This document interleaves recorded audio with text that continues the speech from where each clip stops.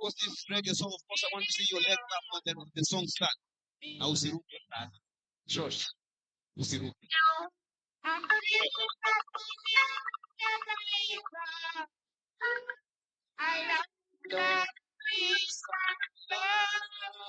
Let's go.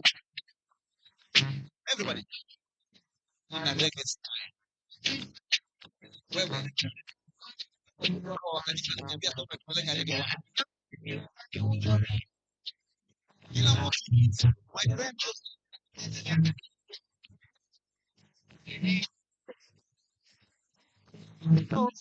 Some style.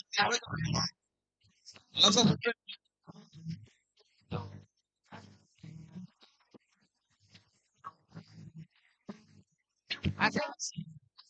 kuongeza hii.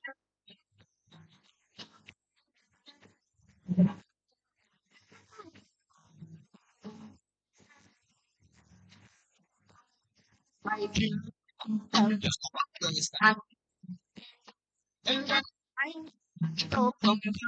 Go on down.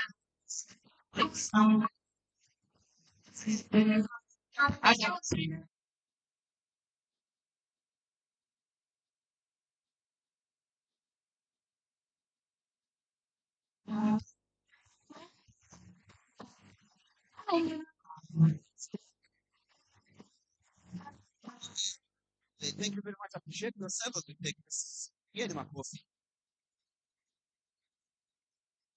Na inaonekana hapa leo tutakuwa na kazi.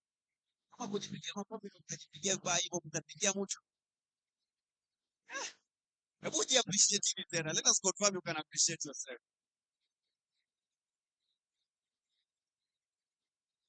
Thank you very much. Wendy, I don't know if you project program. So the program just go to one of you, my 4Ms.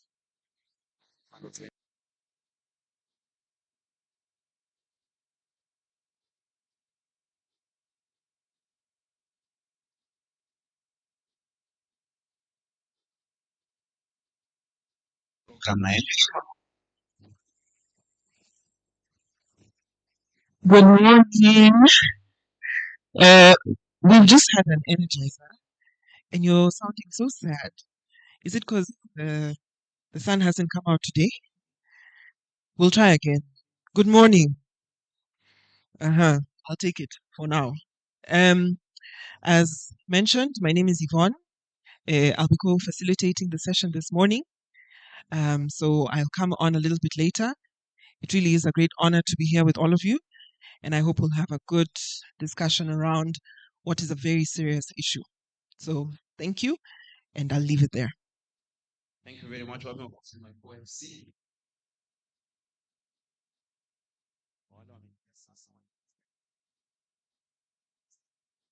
So this is the program. Of course, just about this time. Already started again. Next month. Of course, then. Yeah. Then.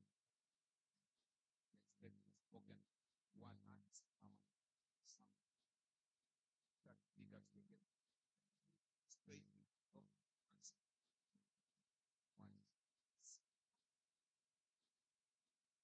Volume order. Yourself. Of course, you call them. Get down and sorry, in about 6 is iron was solvents, minus, then double session, minus.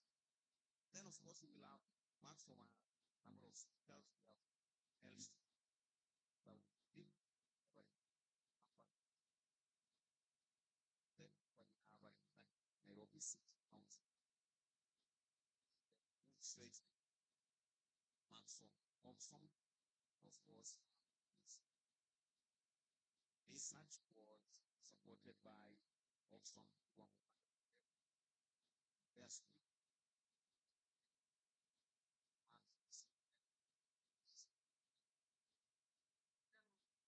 Addressed by chief guest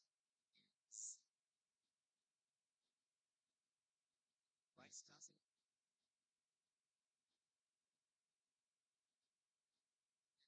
DBC, Deputy Vice Chancellor, and the Amrit was hosted today. Hata before tuendelee, hii venue iko maridadi na mnafurahia hata hospitality. I know some of you in your university unataka kufika 6 am na wewe ni mwanafunzi hapo, lazima uonyeshe ID, si ndio? Wangapi wameonyesha ID leo? Wangapi wameonyesha ID kwa ishara ya mkono? Umeingia smart, si ndio? Umeona tofauti? Basi pia sana. Si mimi nimesema. And then now hapa watu wanajiuliza na mbona hiyo si what so ladies and gentlemen, once again welcome to today's round of the report that is on the prevalence of gender-based violence in higher education institutions. A report that was done by our serious consultants. Right. So for now, put your hands together as I invite the convener of the Coalition Against Sexual Violence, Dr. Wangukanja, honor of the Golden Warrior. That is a state commendation as she comes to the opening. So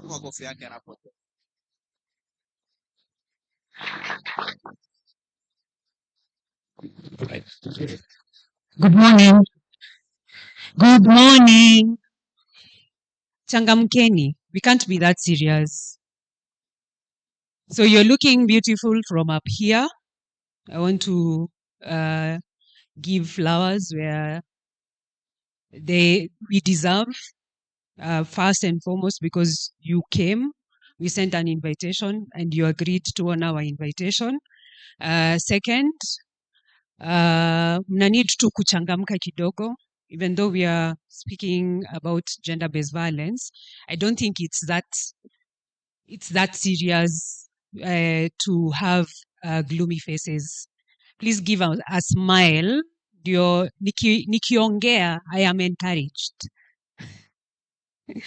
My name is Wangukanja, founder and executive director to Wangukanja Foundation that convenes the survivors of the Coalition Against Sexual Violence.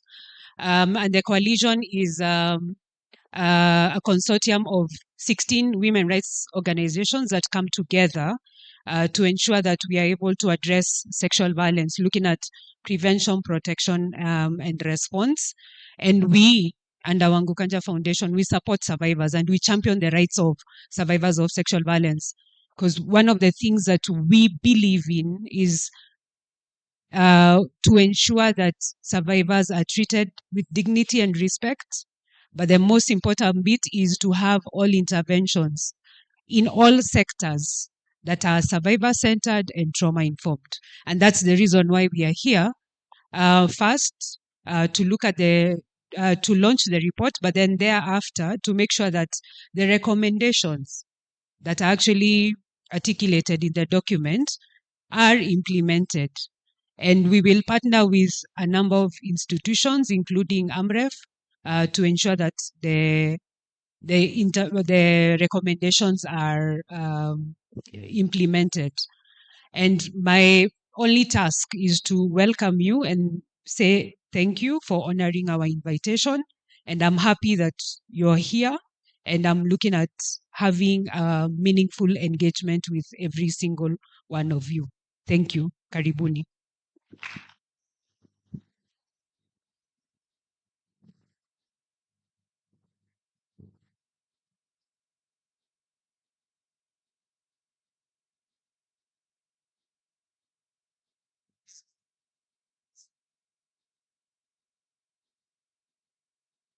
I want to do a quick roll call from the comrades from the following.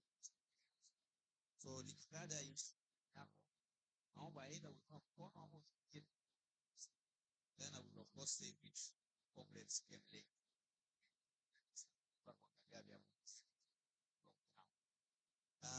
Like on some we may have comrades from post one comrade like why. Asante sana. Mwacha hapa nyumbani. Kwa moja ruhusa ya moja. ama wengine wamesema takuja hivi watu walikuwa. Eh? Okay, thank you very much. Of course, would I confirm that we have complex from the university? Naweza jipigia makofi ndio nisikie makofi yenu kiasi gani. But still, can I confirm we have complex from Moi University? Moi hawajafika. Okay, maybe they will hype later. Will I equally confirm that we are corporate from Kakamega County, that is Masinde Mpiro University? We have corporate from Masinde Mpiro. Like, campus mwenyewe mafunzo jamaa mmoja amesafiri jamani. Ndugu yangu did you come all the way from Ushago?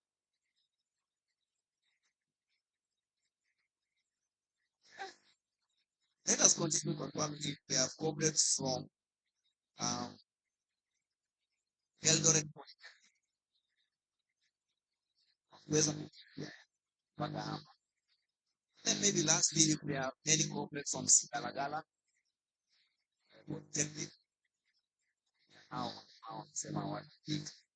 okay, do we have corporate from any institution that I have not? University of Nairobi, we have them. Where are the University of Nairobi? Nipigie ni makofi nisikie mko wangapi. Wako 11. Members of the campus Me2 movement. Any members of the campus Me2 movement, makofi yao. Asante sana. So with campus Me2, of course, naanza kuuliza kama kuna take what, kama kuna ZTech, because I know the movement is as there's presence there, many more. Now, members of the Nairobi County Government, serikali, members of the campus,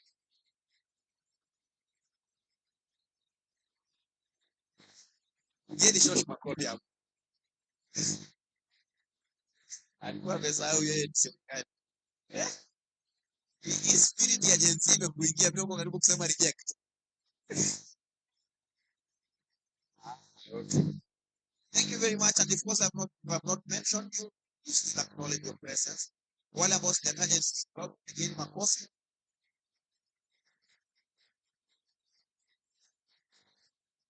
And you're wearing beautiful. So we want to continue with our t-shirts.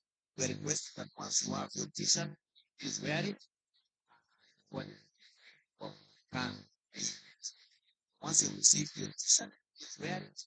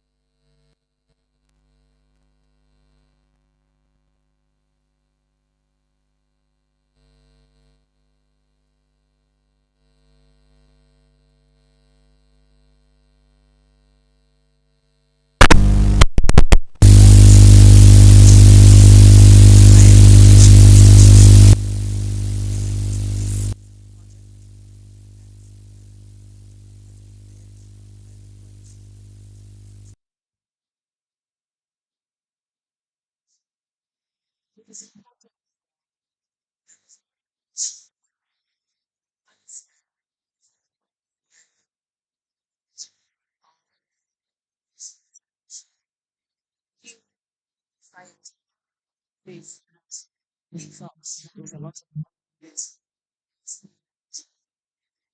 so that not what great people sounds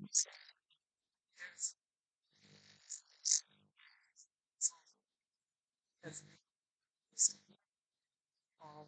explosive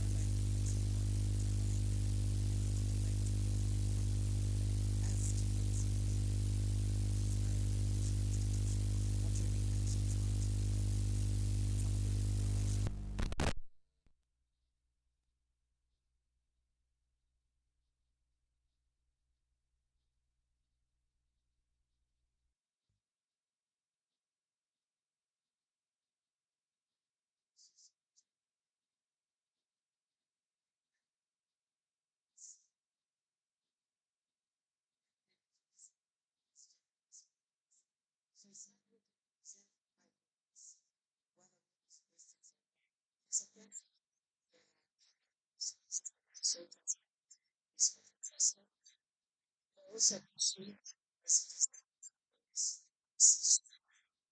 minus their permission not respect. Also, students can see neighbors of their what it is that is happening first in so we just through what the study was all about and listening into conversations from the one the foundation and the foundation of sexual violence. Understand that gender continues to be everyone's. It happens in spaces. The education institutions are not when you look at education institutions, you also look at institutions and places that you guys are students. Second, when you're looking at all the research studies that are done, so much in terms of graphs of data, the patterns of previous studies.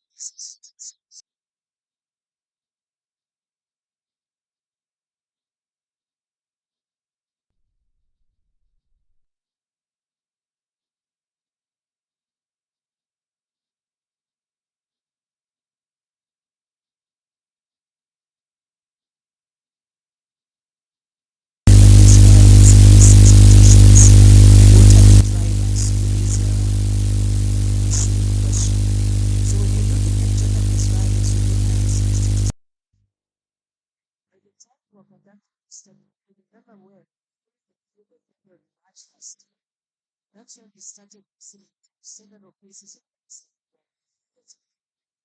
it was not clear on who are the things, but later on, things that realized their matters to that also and when you did realize most of the persons that were affected were the students and their perpetration is done by persons that are well known to the students or strangers or people that just had one. So that was one of the reasons why and we also came from a background of understanding that Kenyans are not most having so many experiences. But when you look at our land institutions, each of them has their own manner of policies with data on seven. Then we also try to find out data, gender-based violence, gender-based violence institutions that is beyond the gender gap. Data that doesn't just look at women, mostly understand that they're also understand that in as much as women are affected by gender-based violence, such, we have our unique experiences. So we wanted to find out are there any differences in how men or women or the persons that identify as thrive identify in terms of gender-based violence. And in all this, it is our intention that the time to have or go a long way in ensuring that our universities safer places. So the objective of this particular service basically to assess prevalence of institutions is one as better also gender violence, being able to get from the different conditions what are the drivers, what makes them yes, experience gender violence, or what it is that they think they respond why they so kind of as you call yourself, gender violence. Then also getting to understand what is the impact of gender violence on students themselves, finally make issues. What institutions and the government as a whole needs to ensure that we are able to address gender violence. So we adopted this framework also in another institution and some of those with what is the perception of so here on a global framework as we wish to understand gender violence institutions. And this particular model is complex and we have different facets of so what are the facets that are also look at prevalence, what data exists. So the prevalence data might not necessarily be the master data, but just getting nuances from the participants of what level of changes are the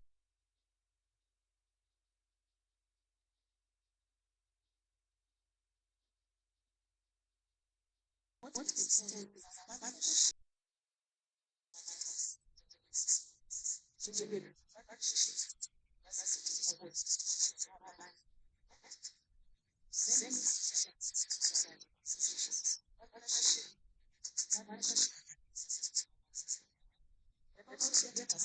what are the services that this model goes further? What extent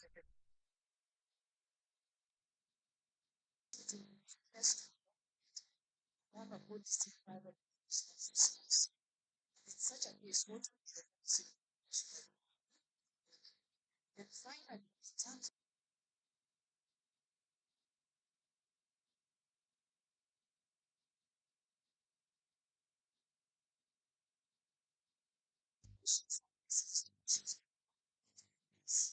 to ensure that when someone wants that institution,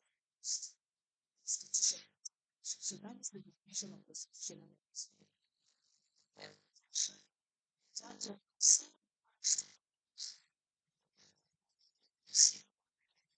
one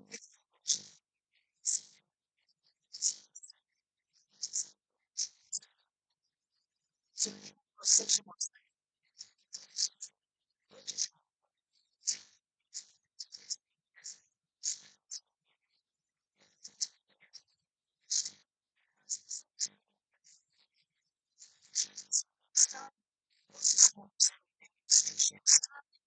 also then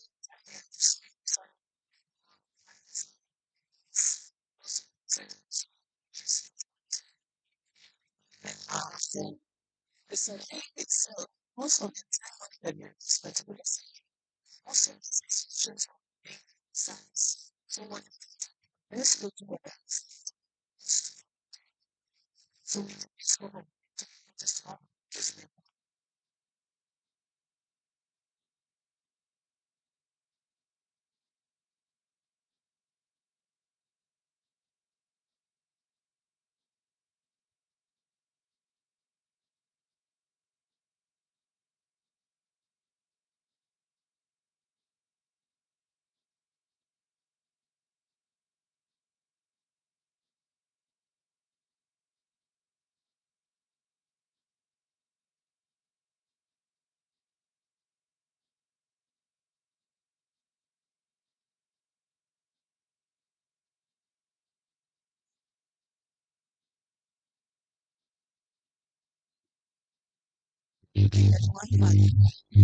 I decided this is a so there are places that we nations at the time we get connections, we have people who understand what is the agenda. And so one definition of efficiency. That was what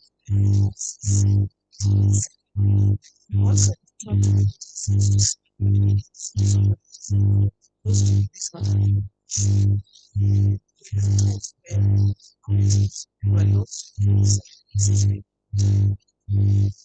So we reached out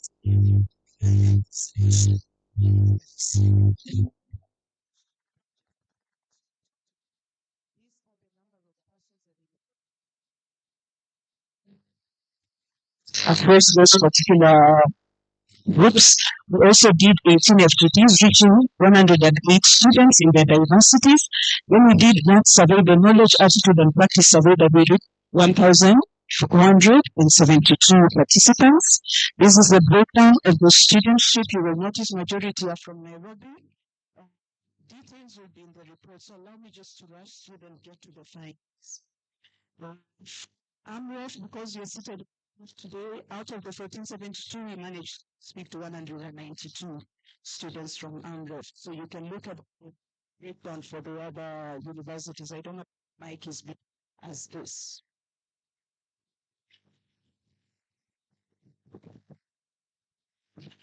Thank you.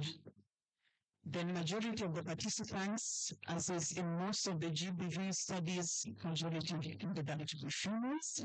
Majority were aged below the age of 24.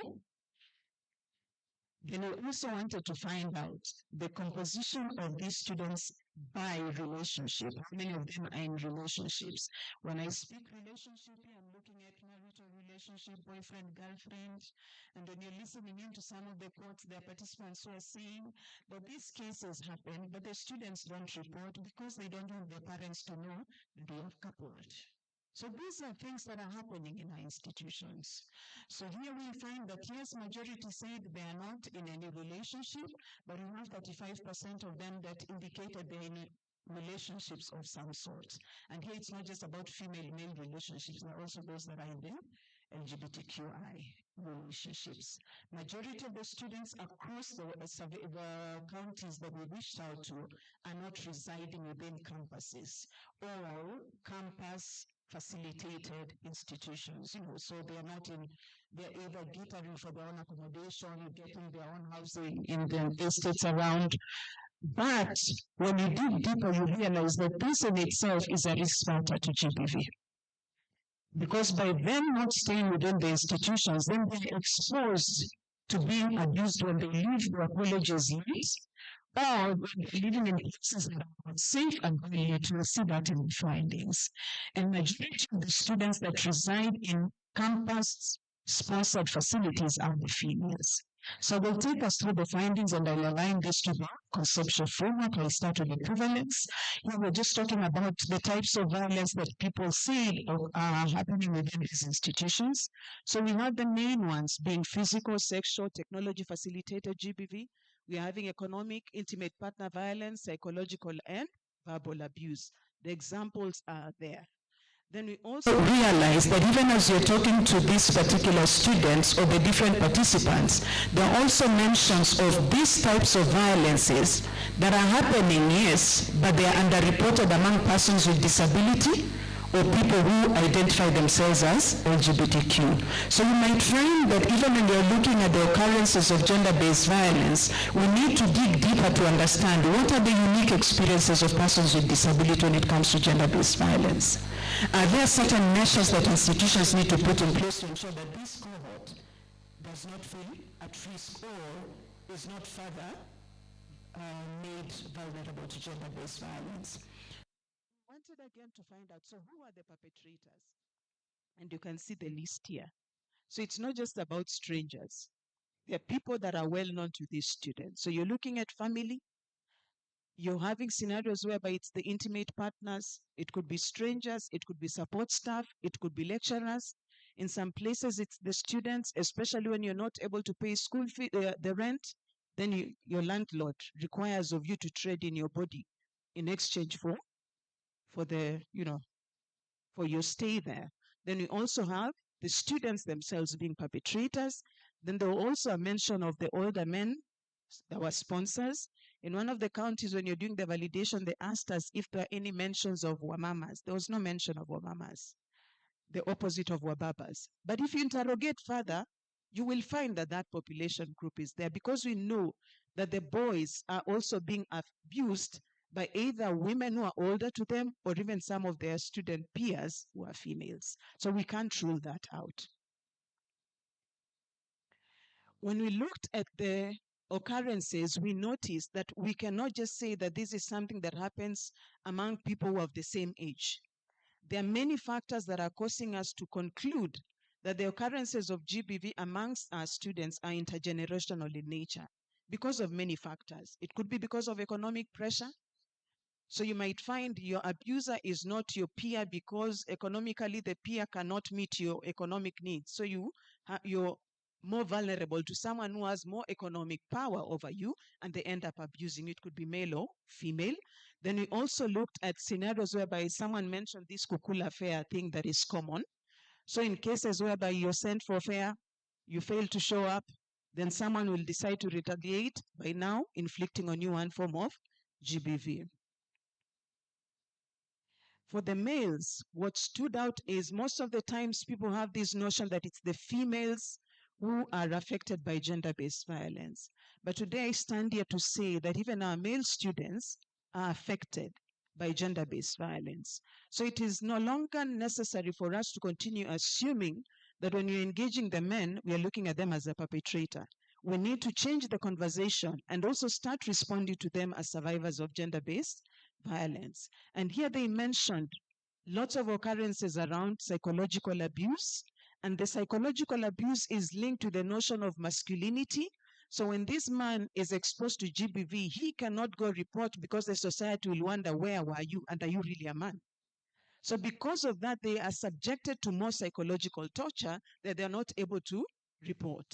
Then secondly, there are those who are experiencing sexual violence, and this is in form of rape. And for most of the community members, and as much as I know there are changes in the lingo that we use, they refer to it as sodomy.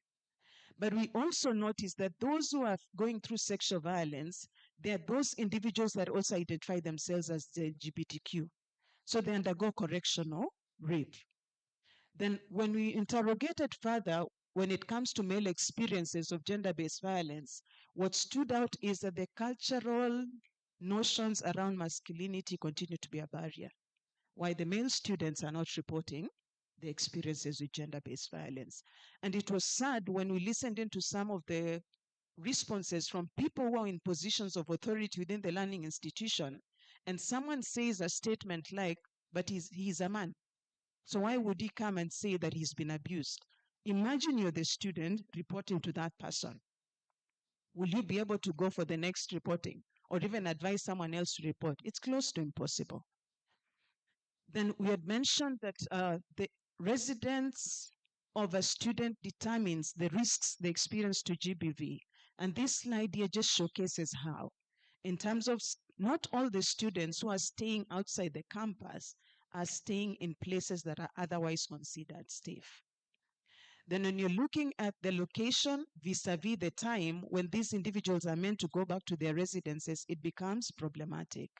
So allow me to quickly just skim through the prevalence rates of the different forms of gender-based violence. So out of the 1,472 students that participated in the survey, we asked them how many of them had undergone sexual violence, and we had 9% of them say that, indicating that this is something that really needs also to be interrogated further. And some of these students, when you're looking at this data, you notice that the prevalence rates are higher for the Kakamega folks. And when you dig deeper for the Kakamega folks, you find Sigalagala is mostly affected. And when we interrogated the Sigalagala data, we are also meant to understand about the rampant use of drugs. So you see, like one thing leads to the other. So when you're looking at sexual violence, you also need to understand where is the location of that institution? What is the student demographic like? And what needs to be done to ensure that we are able to sensitize students on what constitutes sexual violence.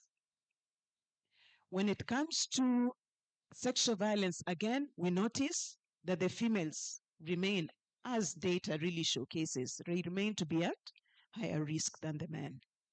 In terms of physical violence, the overall prevalence across the different gender groups that we spoke to is at 25%. So you see, in most of the times, people belabor to provide sexual violence response initiatives, but we ignore attending to matters physical violence. Yet in most of the cases, physical violence and sexual violence might happen interconnectedly. So really we need to ensure that all our GBV interventions in our institutions are not skewed towards one form. We also sought to establish the prevalence of psychological violence. You notice here, there is really no much difference between male and female experiences of psychological violence. And out of the 5 forms of violence that we explored, psychological is higher. So if you're seated here and you're an administrative staff, you're the DVC, you're dealing with people who are psychologically neither here nor there. So we need to find out what measures do we need to put in place to address people's mental status, because that could be a trigger to why they're experiencing or they're perpetrating gender-based violence. Allow me not to read the quotes. All these are contained within the report. We also wanted to find out the prevalence of economic violence amongst our students. And we determined that there is a 15% prevalence. So here you're looking at, you're being given pocket money, but your girlfriend believes that pocket money is for her to go and make her hair. When you don't give, you get abused. Or we are having scenarios from the men where they were saying, there are times I want to please my girlfriend, so I will use part of my school fees to be able to take this lady out. Then she dumps me, and she goes for another man who's able to take good care of her. So psychologically, we are affected. So again, you see the interlinkage there. So here you're finding lots of economic entrapment. People are undergoing abuse because of these financial economic power bargains that we are making in our relationship. The norms where ladies feel that the man's money is there, so you're entitled, and the power dynamics within these relationships. Then we also sought to establish the prevalence of technology facilitated GBV, and this was found to be at 18%. And here we are looking at, in most of these institutions, we are using online platforms for learning. And with the digital era, each of us has access to some form of online platform. And these online platforms, other than them being safe places, we realize they're also places where there's a lot of cyberbullying happening. There's a lot of sextortion that is happening, and there's a lot of cyber stalking. So how do we ensure that we are able to make the online spaces safe for our students, even as we champion for online learning spaces? And the MC mentioned around sexual harassment when you were starting off. This again is happening, and it's not just between students, it's also happening between students and the lecturers. So again, we need to determine what needs to be done so that we are not just targeting students, but we're also targeting lecturers who are duty bearers within this context, for them to also understand that there are roles that they ought to play. In one of the universities, we were told that it is not just the students who are at risk. The students are perpetrating abuse on the lecturers. So where do they report? I will need an answer at some point. Where do we want our lecturers to report? Then we also, out of the 191 students that identified themselves as LGBTQI, we sought to find out from them whether they have experienced any form of violence. And the beauty of this survey was anonymous. So even if anyone from the universities comes and asks, who are these 191, we will not disclose. Because we said we are working in a space where our policy environment is also discriminatory against certain population groups. So here we just wanted to determine, when we are rolling out a program, we need to be as responsive as we can. And that is for the coalition of sexual violence with the other partners. Here you notice that 137 out of the 191 had experienced one form of abuse or the other within the institution.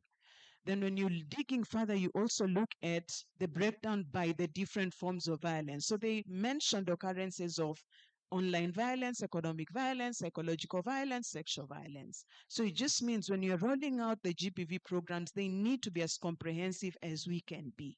And we also ensure that we are reaching out to as many people as we can. So allow me just to read this quote from one of the CSOs in Nairobi.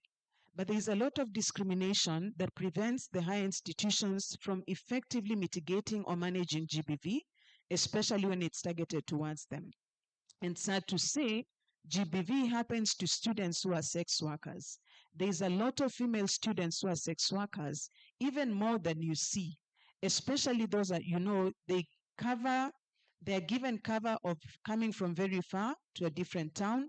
A good number of them have resorted to sex work. They undergo a lot of issues in the street. Somebody's a student by day, a sex worker by night. So most of them undergo a lot of GBV.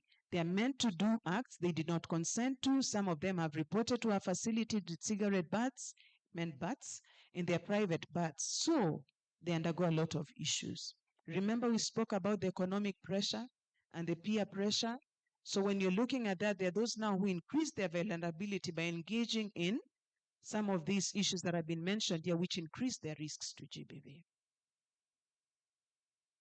In terms of persons with disability, what stood out was they experience a lot of verbal abuse because of their physical stature. And there are those who also indicated having been exposed to correctional rape, where people want to determine whether they also have sexual feelings. So they end up being abused.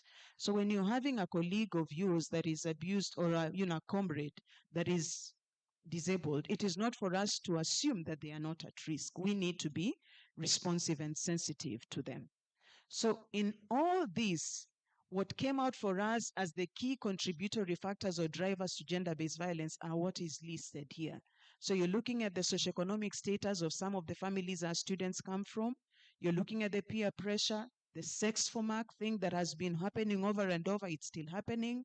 The unequal power dynamics between students themselves and even between students and lecturers, students and their landlords. You're looking at alcohol and substance abuse, the age factor.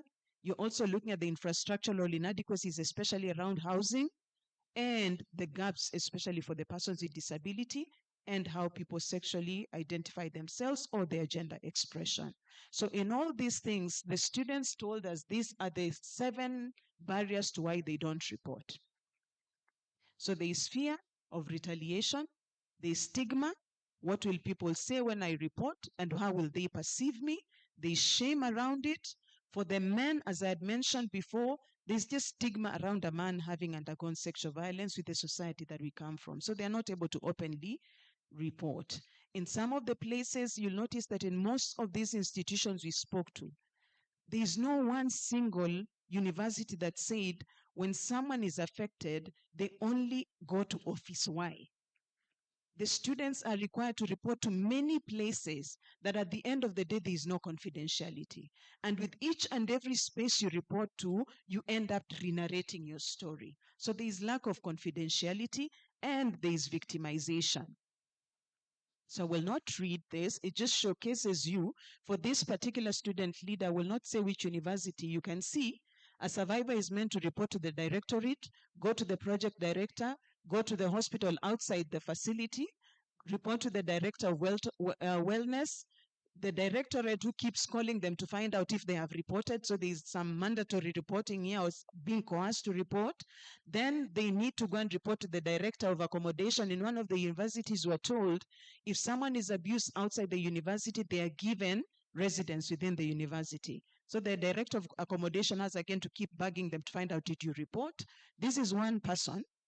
And because it's considered a disciplinary issue, they again followed up by the disciplinary committee. So there is nothing survivor-centered in all these reporting pathways.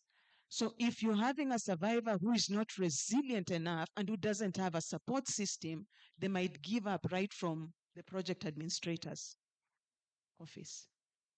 Or there are those who will go through to the DC, but they will be more damaged than they were prior to the abuse.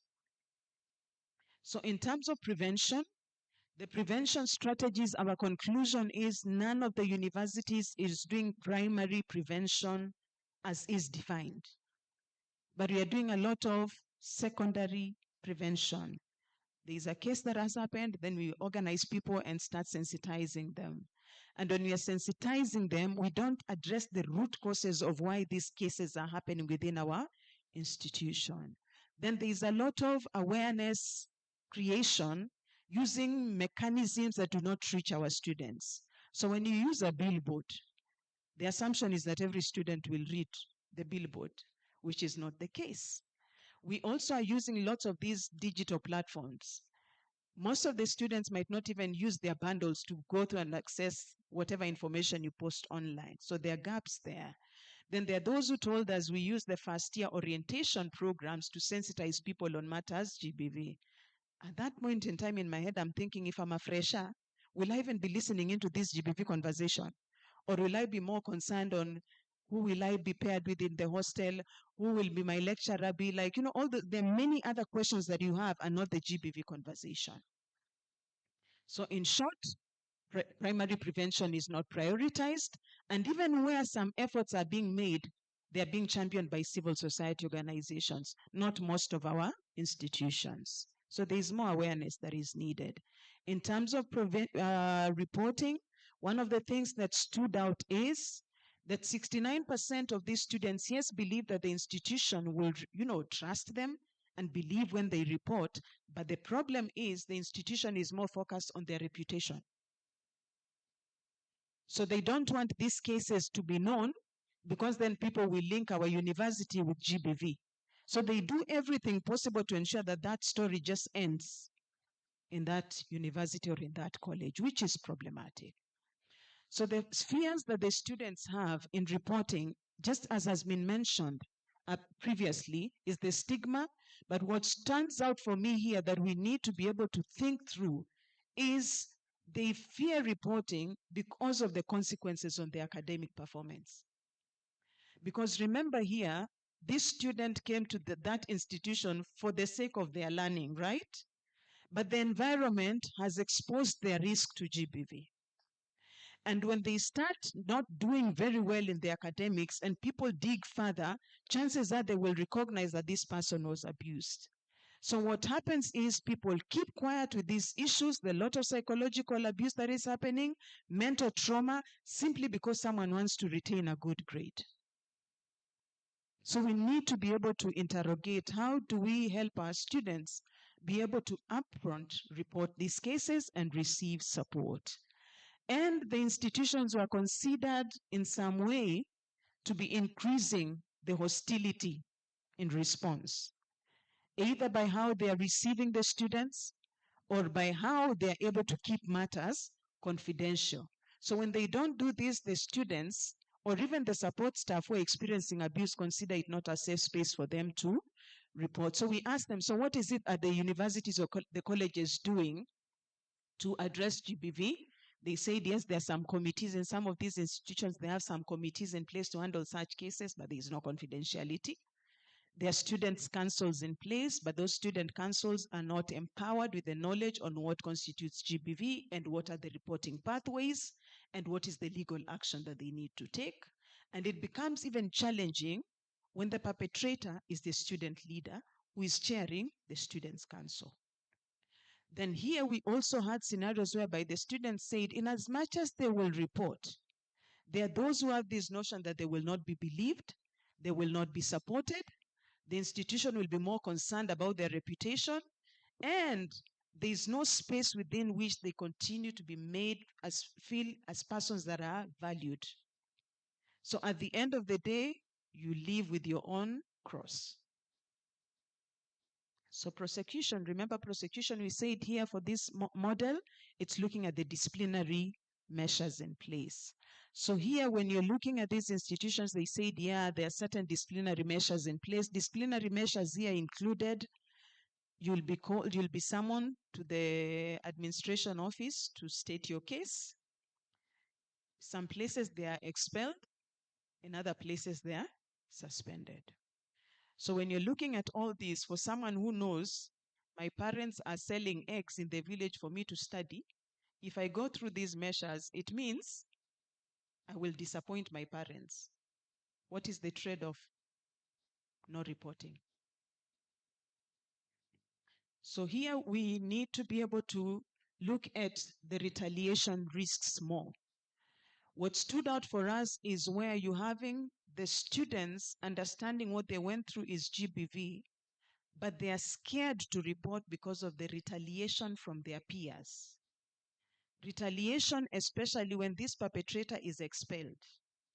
Then the other comrades will come and say, you're the one who made so and so be expelled. So you become even more the target than the experience you had with GBV.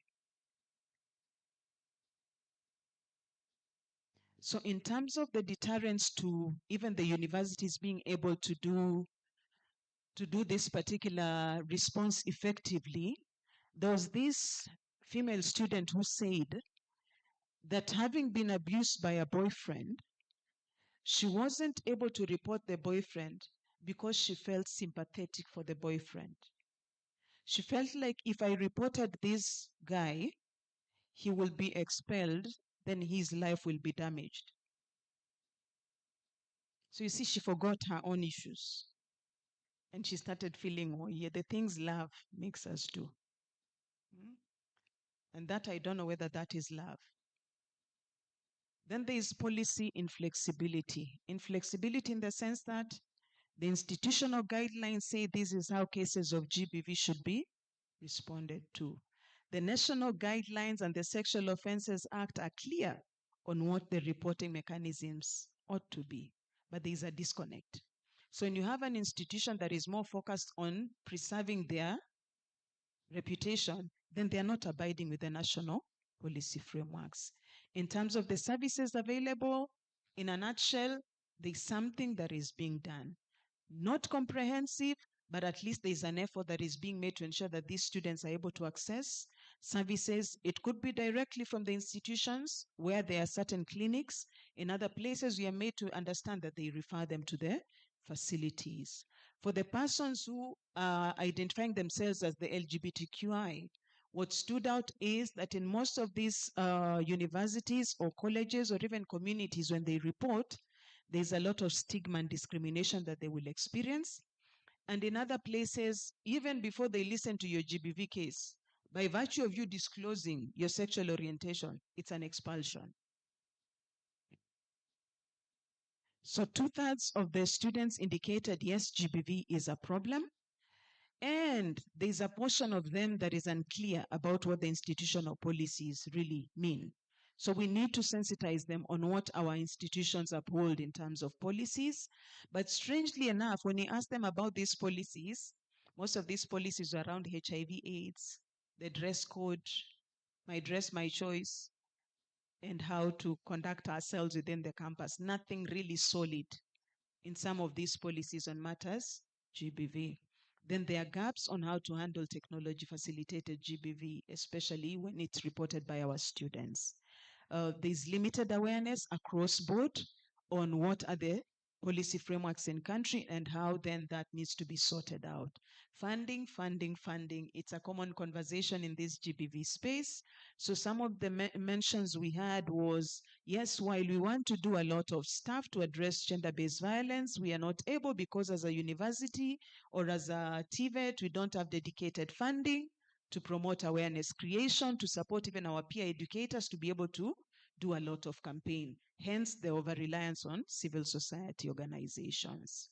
I'm almost wrapping up. In terms of partnerships, we wanted to find out, so who do these institutions work with? And in what ways do they work with other partners? Most of the guys spoke about service provision, where either they refer survivors for mental support, they refer them for medical care, they refer them for legal aid.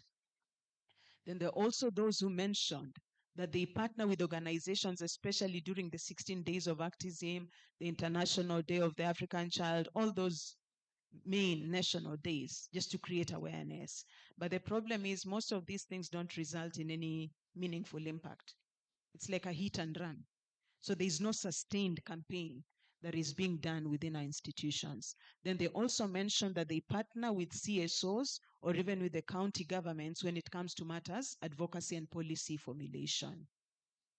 But the sad thing is that there's over-reliance on the CSOs. So again, there's got to be some deliberate efforts from our institutions to look at areas where they can fund themselves and be able to address matters gender-based violence. So finally, as I conclude in terms of recommendation, there is need for more robust surveys to be done to understand what is the magnitude of the different forms of gender-based violence, what has been found to be successful in terms of interventions, and what needs to be rolled out at a large scale. Then we also need to strengthen the reporting and data capture mechanisms. I'm sure if I ask Roselyn from the county, the data that she will give me on the reporting of cases of GBV in Nairobi will not be a true reflection of the cases of GBV that are happening in the institutions in Nairobi. Disconnect. And within our institutions of learning, they're using their own data capture tools. Rosemary's championing different data capture tools in line with the guidance. So how do we ensure that there's some synchronization in how this data is captured and reported? In terms of policy, there is need for us to work closely with these institutions to develop GBV responsive policies. The dress code policy is not a GBV policy. The code of conduct policy is not a GBV policy per se. It might have some mentions here and there, but we need robust policies. Then we also need to work out for mechanisms of how to bring in actors from these institutions of higher learning to participate in the national and the county technical working groups. So then they are able to ensure that the evidence that they have from the institutions translates into national level policies. And what we noticed, because of the lack of confidentiality and the many reporting pathways, there is need for the colleges and the institutions to develop safeguarding policies for survivors. Measures that will make people know that when I report, I will be handled with dignity and I will receive the care that I'm entitled to. So this calls for us to roll out robust awareness campaigns, because when the students are aware, then they will be able to champion for some of these policy initiatives that we are requiring of. So here we are looking at, in terms of protection, that we need to be able to come up with robust committees that will not only listen to cases of GBV that have been reported, but they will have an understanding of what the law says. They will also protect the students when they report, and they will ensure that the students receive the support that is due to them, regardless of how they identify themselves. And we also need to build capacity of these committees. So it's not just about them giving them a portfolio, but giving them a portfolio and giving them the knowledge. In terms of disciplinary, we need to be able at the institutional level to be clear on what are the mechanisms for handling perpetrators, so that we avoid these mentions of someone saying the perpetrator was a child to someone who is high profile in the community. So because of wanting to protect that high profile family, the survivor was asked to keep the matter. So it becomes really a needless effort for us to create awareness when the response mechanisms are not indeed handling the alleged perpetrators. Then also ensure that we are able to champion at the institutional level for the university councils or the student councils to have accountability mechanisms. What happens when a case is reported, and how do we follow that case through to conclusion? Strengthen access to services. We're having several hotlines, including our 1519, the 1195, 1190. But how do we ensure that people who report on these platforms really are able to access care? And there's also need for us to design mechanisms to enhance the capacity of peers to provide the right information. Partnerships, I've already belabored on this. The key thing here is we need to champion for dedicated funding that will increase our GBV interventions within the different institutions of higher learning. So with that, allow me to say thank you so much for your attention, and looking forward to any questions.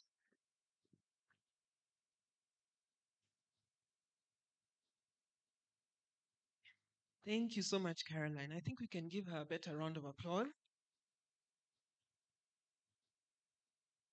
As you can see, it was a very detailed investigation, and we hope that they have been able to capture what is, in your opinion, a true representation of the different experiences that you are having. As a lecturer myself, it was a very illuminating report for me, a very sobering one, that these are the challenges that my students and peers and other colleagues in universities are actually encountering. You hear about it, but to have it written down in this way, I think is quite sobering. And I hope that this is the beginning of an honest conversation on how to address some of the challenges that have been highlighted in this report. For now, before we hear from some of the designated speakers for this morning, we think it would be important to hear from you on the floor what some of your reactions or your reflections are on what has been shared by Caroline and the team this morning. So what we're going to do is have a pass the mic session. So just to say that this is a safe space. So if you'd like to share something, I think you are welcome to speak your mind freely. There shall be no retaliation. You can speak in whatever language you feel comfortable. We really would just like to hear from you. What are some of your reactions to some of the things that have been shared in this report today? A comment, a question, anything that you can share with us for us to take as we see how to work with your institutions and with yourselves to try and address some of the issues that were highlighted here.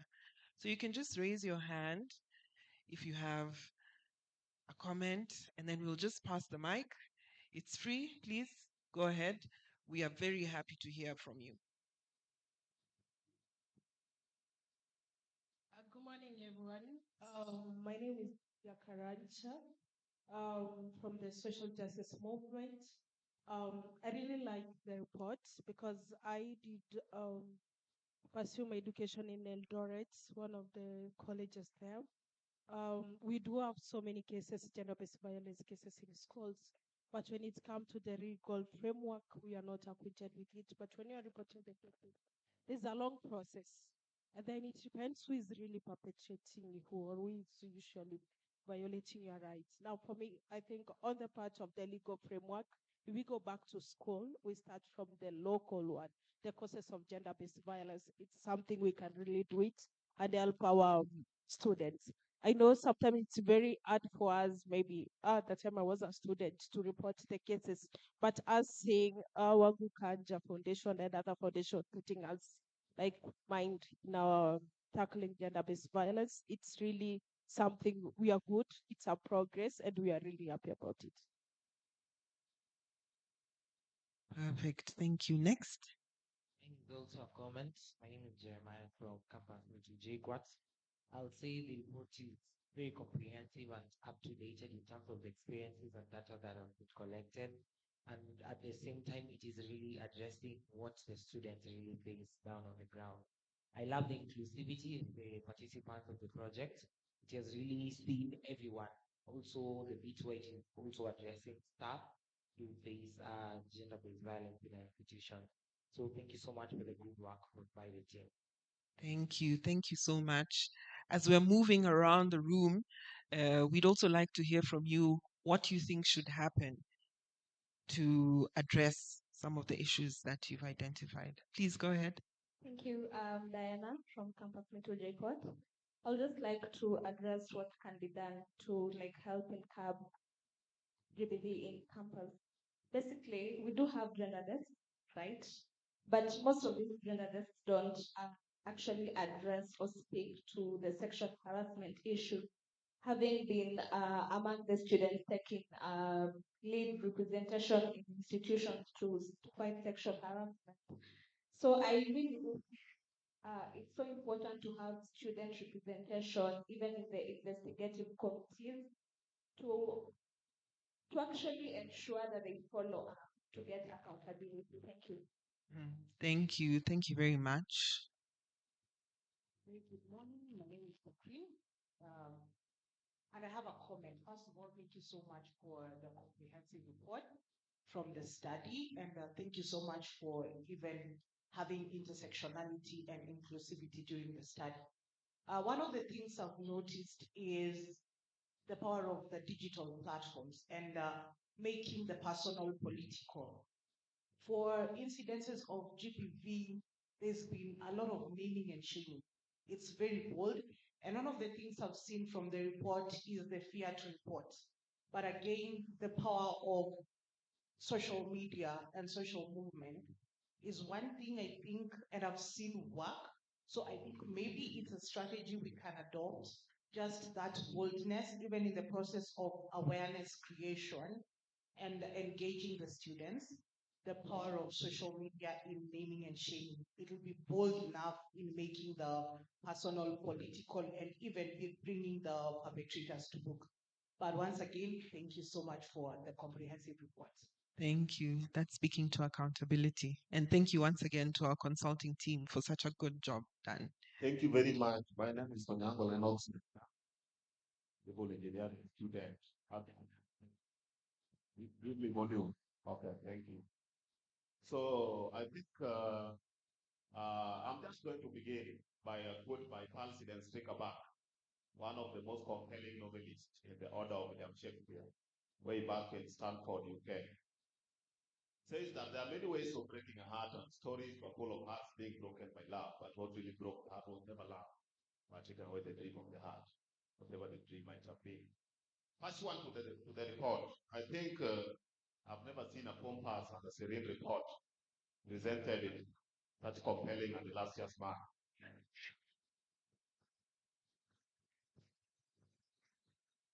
So, just to give my comment, I like the fact that the whole procedure during the grandeur electoring of the protocols, where it starts from poverty. It begins from poverty. And therefore, What is the end game so that we can ensure these things become a foregone narrative? The doomsday is the part of poverty. So I think if we can venture and try to bring economic empowerment to the youth, the entire from all kinds of colors and calibers of approach of employment and academic prototypes is going to be very much significant in ending this poverty, eradicating poverty. And also, I like the fact that, let me stop there. Thank you. Okay, thank you. I think that's a good reminder that a university is an institution within a broader social context. So the things that we're seeing in the university are reflective of the kind of society in which we live. So, in order to address the challenges that we're noting within higher education institutions, we really do need to consider the broader social drivers for gender inequality that put students in a position of vulnerability in the first place. So, thank you very much for that. Those are. Morning, my name is Michelle. I'm going from Agret International University. Thank you so much for the comprehensive report. Mine is just to say that now we just need to look at an upstream method, not going downstream. Upstream meaning an example of having a stream going down. You're seeing water here is dirty, so you want to treat the water that is down here, but you don't want to know what is making the water coming from the stream the way it is. So we start upstream, that meaning looking for the precise damages in precise qualities and considering the aspect of prevention rather than secondary interventions. We start basically on prevention, knowing that how students perceive information is different from different universities. So we learn the systems of learning in our universities. The student leaders to sit down and categorize this is how our students learn. They like more of TikTok, they like more of this, and go specific. Let it be like customer tailored according to the university because the way KU partakes certain information, the way Amherst University partakes information may differ. So we sit down, strategize, and see our methods of learning, how different students take up different strokes. Thank you. Absolutely. This side of the room has been very quiet. My right. So we can take just a few more so we can move on to the next part of the program. But thank you all so much for your reactions. Go ahead. Morning, everyone. My name is Rod, member of Campus Me2 and also presenting Kenyatta University. I strongly feel that there's need to like decode the mind from that particular aspect of maybe because of you are this gender, that is the reasons why you are being perpetrated, or that is the reason why you are undergoing a CPD. So I feel, especially from the comprehensive report, which is very good and I loved it. There's this point on when you have faced GBV outside the school, maybe you are off campus, when you report, the secondary mechanism or the secondary response is taking you back to the school. So I feel even if you're taken back to the school, that doesn't help you because even then the school you still face GBV. And personally, I've faced or I've experienced GBV, a peer-to-peer GBV literally, and of course, due to fear of that retaliation, you not go to reporting. So, and being that you're in the school and the school has decided to put you there, again, there's no help. You've not gotten any help. And so I feel that if firstly we can go from ground level, we communicate as students and as peers, we campaign amongst ourselves on the same issues and we create awareness. From that level, we have helped ourselves before reaching even people through, and that would be even easier for us to get help. Absolutely. The power of or the importance of prevention. So we'll take maybe two more after you've spoken, and then we can hand over. Thank you very much. Odhiambo Otieno, chemical engineering enthusiast with a quest in petroleum and petroleum products engineering. I'll be very brief and just to mention but a few. We all need to fight this thing amongst ourselves because we're the ones who are facing this thing head on. So we need to fight it head on without considering what is going to happen and not considering what is happening outside here. So it is a fight that we need to fight it within ourselves. Then go outside there because you cannot expect somebody to come and watch over you, yet you can watch over yourself. So that's my point. Yeah. Personal accountability. Um, Thank you so much. Morning. I'm Harrison Machin from KMTC, being biomedical engineer. The concern I'm asking, thank you for the good report. We are talking about that there is no policies in this institution. In case there is no much sensitization among the students. The question I'm asking to you guys that are coming up with this report, and now you have them, thank you for the good report. Can you now narrow down to these institutions that when they are revising these institution policies, that you guys are incorporating this kind of framework that you have, so that when the students are facing these challenges within the institution, there's a policies within the institution to govern and even to direct this kind of concern. Thank you. great. Thank you. We'll take one more brief comment. Good morning, everyone. Morning. Brief from the Technical University of Kenya. My concerns about the responsive measures about the GBV. So, what are some aspects that you need to consider when getting some of the individuals that are GBV responsive defined? For example, we are all aware that those in power, it's normal for them to lack opinions. So, what are some of the aspects and strategies that you need to have for us to come up with some of the individuals who are representing us at the university level, at the national level? Should we create awareness, or should we go by the fact that most of us believe most representative, they get those positions by maybe selling their souls, or should we just create awareness and get education better before getting the position? Mhm. Thank you very much. Do you want to take the last two? The ones that you left? My name is Marlene. I'm a graduate student from Uasin. And I think data don't lie. And we've seen this is just about 5 to 6 universities. So I'm imagining what about if the study would have been done in many other universities, what kind of data will we be having? And one thing that got me thinking is that most of the findings on how the GBV is being handled in the universities it is not survivor based, which gets us thinking what is the way forward, how are we going to address that? Yeah, and it was so very comprehensive. Great. Thank you so much. The importance of a survivor-centered approach. Last two. Last two. This is the beginning of a conversation. We'll also have time afterwards because there are some refreshments you can see are being set up. So what we're not able to finish here, which is a lot because there was a lot that was shared, it would be impossible for us to cover everything that needs to be covered in this short time. But after we take these last two, I would really encourage us to stay behind and speak to each other, speak to our consultant, speak to the different civil society organizations that are represented so that we can cement this conversation. But please, go ahead.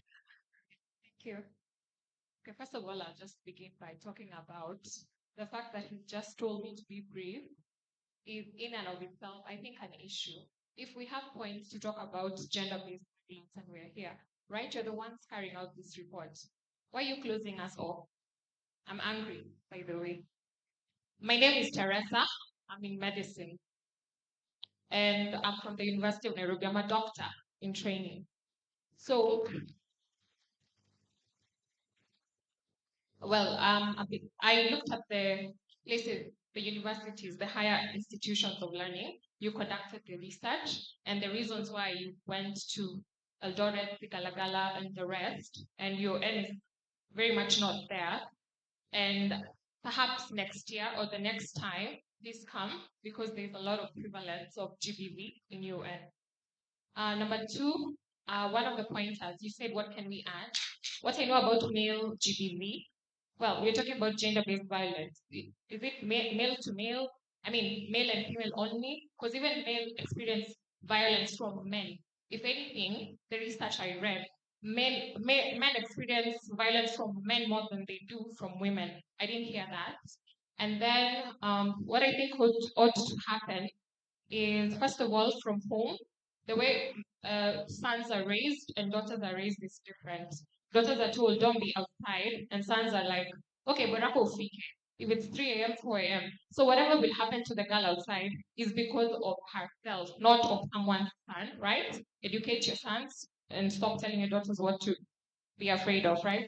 And also, I believe there's a lot of misogyny and patriarchy that informs the whole thing, the reasons why we're not getting impact in the ground, and shame and silence. The people who are afraid of fear of retaliation for GBV to continue, silence is part of the reason why it will continue. So if you fear retaliation, you are encouraging another person to be oppressed by the person who oppressed you in the first place. Yeah, thank you. Okay, great. Thank you. You are absolutely right about the prevalence at the University of Nairobi. I'm in the Faculty of Law, so hopefully with more time and more resources, we'll be able to expand the pool of institutions that we engage. Please go ahead.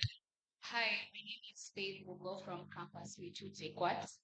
And I love the report. Something that stood out for me was the gap when it comes to the mechanisms.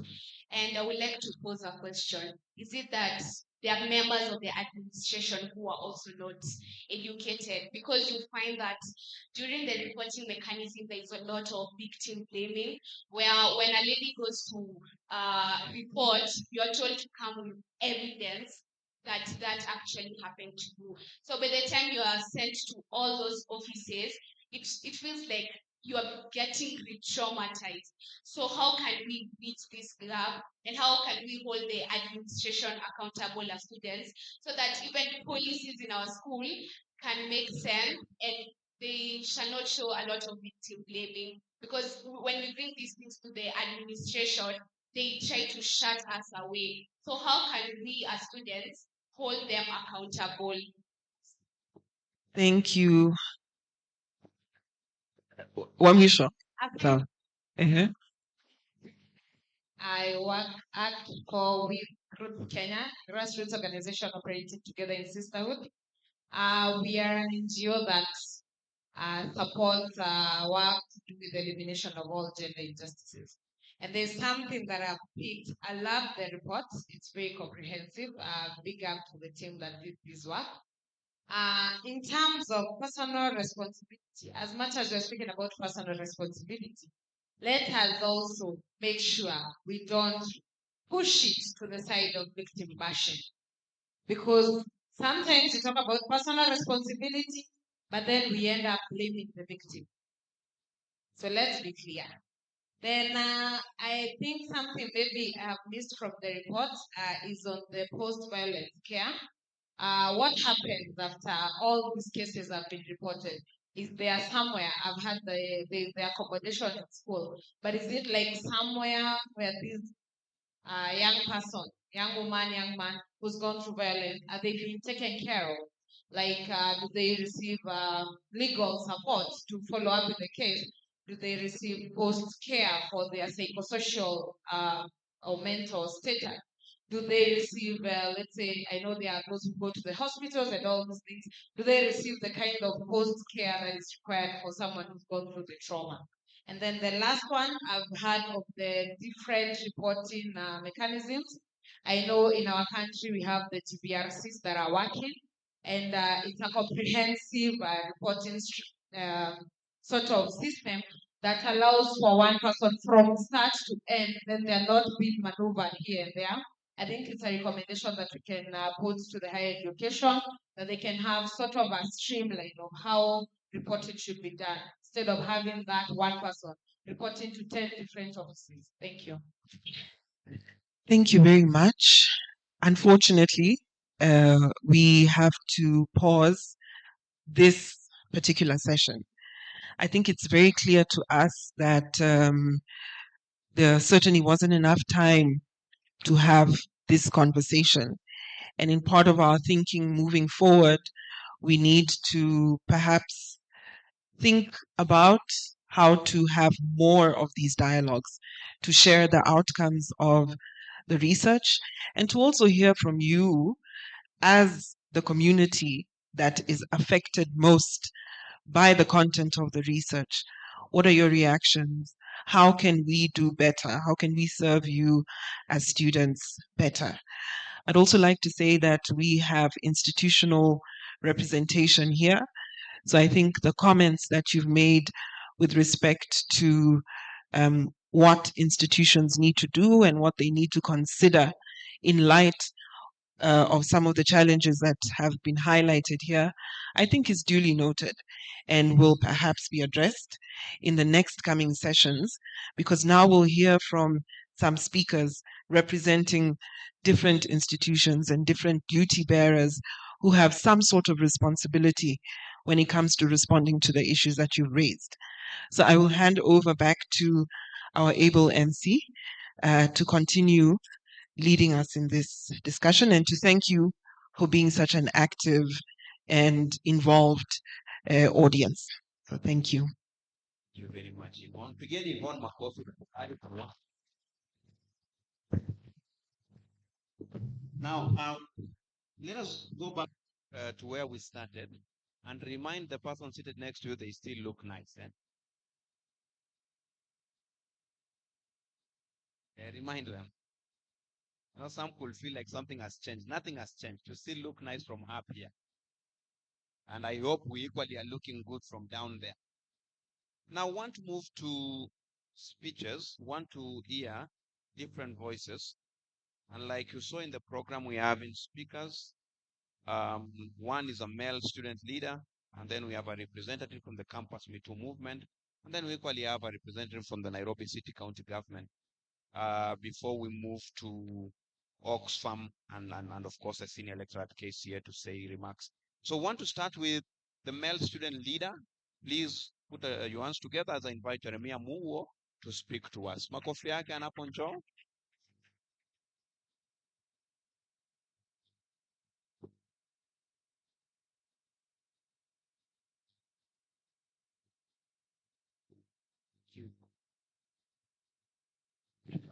Okay. So good morning, everyone. Yes, I hope you are doing well. Once again, I'll join my preceding speaker in saying, indeed, you look nice from here. I'm a student from JQuat, currently taking a certification in NGO management, a graduate of development studies. And I have this to say, when it comes to male students in the fight against gender-based violence and sexual harassment in our institutions, basically it's something that is not easy to take through, especially being a male ally in championing for the same, simply because, as we've seen from the report, there is a lot of stigmatization that comes when men speak up psychologically. I'll give you a case scenario where you're seated in class and then you tell your boys, manzuski manzi yangu alinipiga kofi. What is usually the first action from them? Aje sasa, unapigwaje kwani wewe ni mwanamke? We've had such comments, right? Yes, it's usually a very hard space for a man to be able to speak up in campuses. Also, at the same time, coming from my own experience, whereby now your fellow bros, now the other men around you, see you championing, let's end sexual harassment, let's end this and that, let's support inclusivity, even in student leadership. The reaction has not been quite good in terms of the reception. What happens is, bro, what are you doing? You've now joined the women. You are now part of a woman in terms of what are you championing for?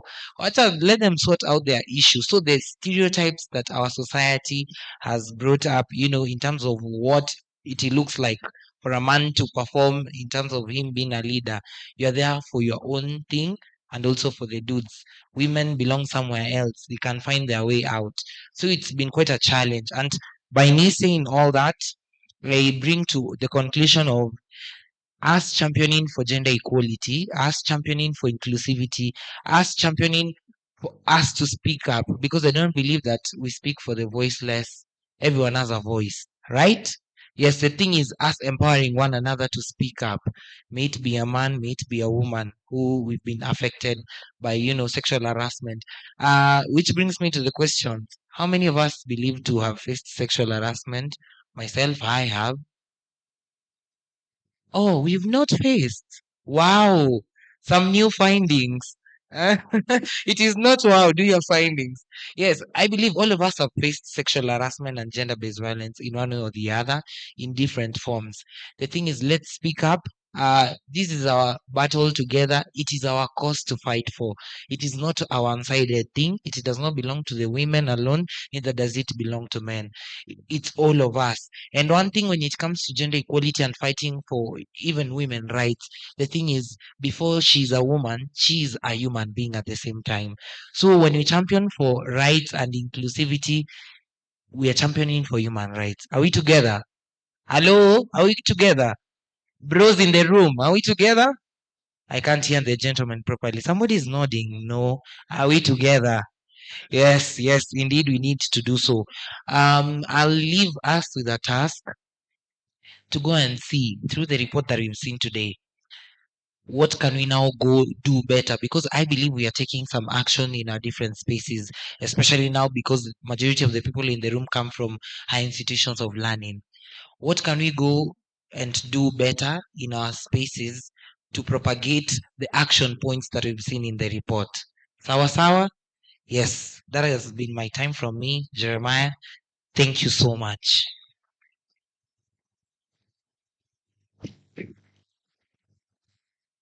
Thank you very much, Jeremiah. And while in this space, just know that the agenda is our agenda, not ask you why you're supporting women. It's here to say that is an agenda that will affect either of us, and it is important if we all spoke. So I want to invite the next speaker, a representative of the Campus Me Too movement. Campus Me Too movement, I'm told, is a movement, a student-led movement, works towards ending sexual harassment from staff to students, and these are present in a number of universities in the country. I know, like I mentioned before, Technical University of Kenya, University of Nairobi, KU, JKU, ZTech, Maseno, Moi University, among others. So I want to invite a representative to equally speak to us and tell us maybe their experiences doing campaigns around school on ensuring that there is an end of sexual harassment from staff to students. So allow me to invite Diana Nekesa. Mpigeni makofi anaponjoo.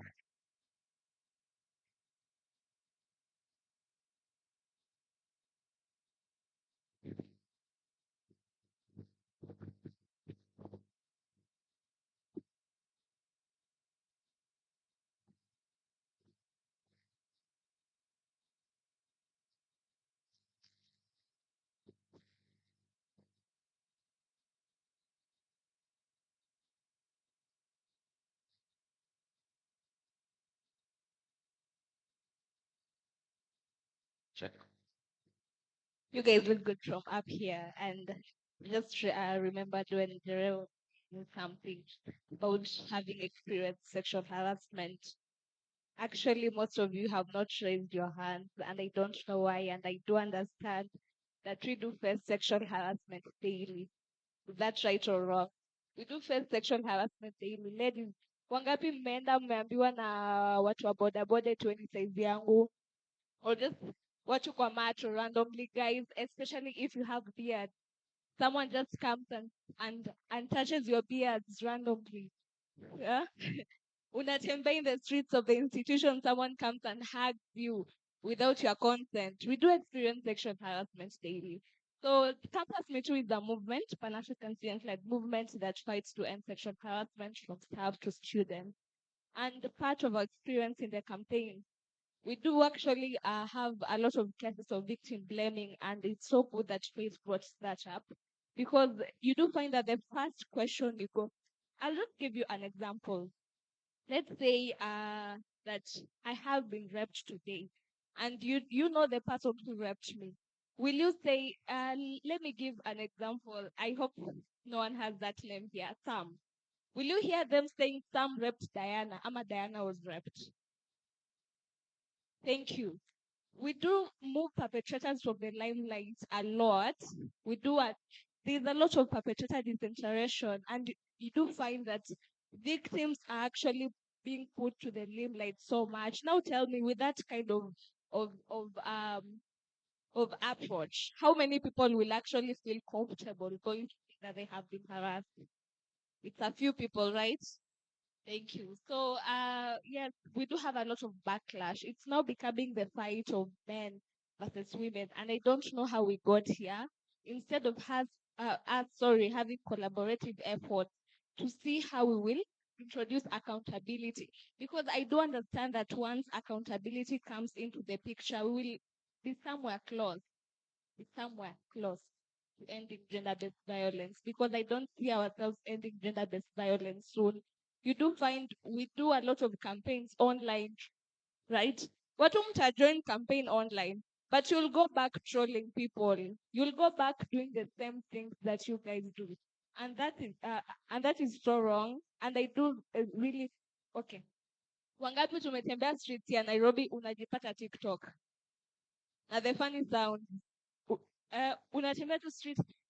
One day I was eating and someone just took a photo of me and created a meme.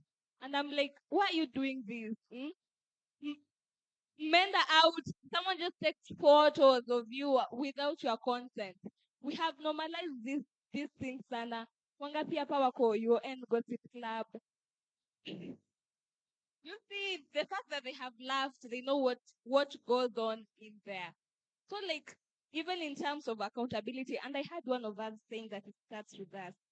It starts with us. When you go back, stop trolling people online.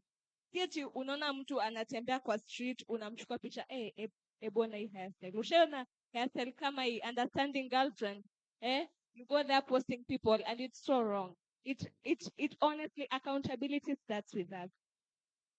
Yes. So basically, for Campus Me Too, we have been doing a lot of campaigns to fight sexual harassment, right? Empowering students, because if you empower students, they will actually speak up. They will actually speak up, right? Even holding demonstrations, making sure that the institutions and the leaders are being put into account. You want to see what mechanisms are you doing to handle these cases? Because okay, on agenda office, I will go and report. How will I know that this case is going to actually be handled? That's why I even suggested that we need to have students represented in those investigative committees. We do have, you find a lot of institutions have policies just for the sake of it. We have a policy, but this policy is not addressing the issues. I do have a lot of things to talk about, but because of time, thank you so much. Yes.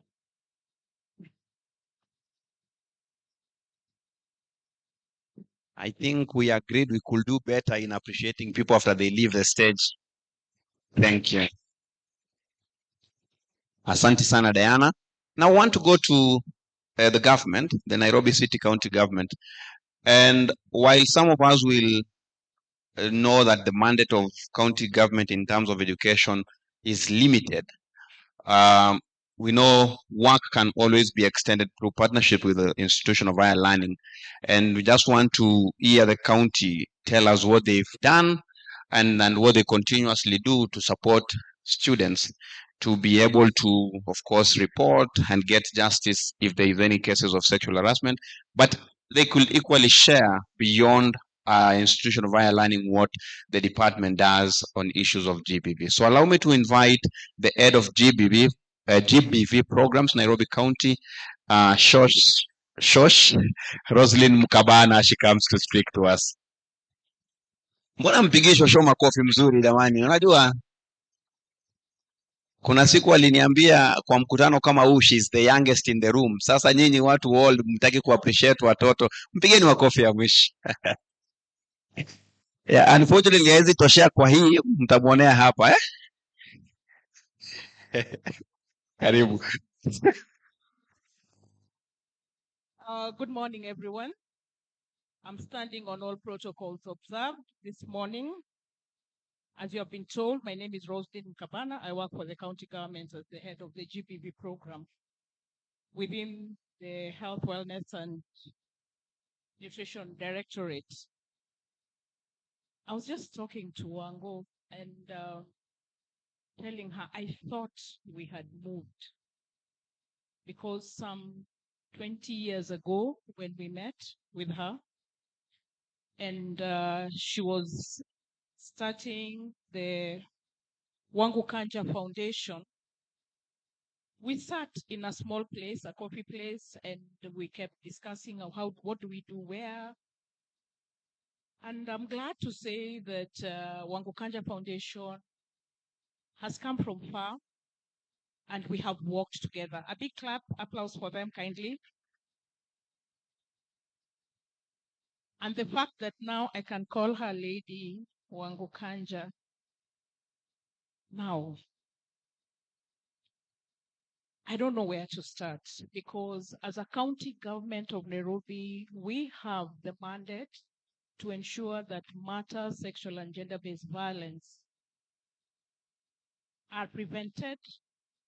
And in case they happen, we take up the role of ensuring provision of minimal package of care within the health facilities, ensuring linkages, collaboration, referrals, reintegration back to the community, and also access to justice for survivors, and also what happens again to the perpetrators.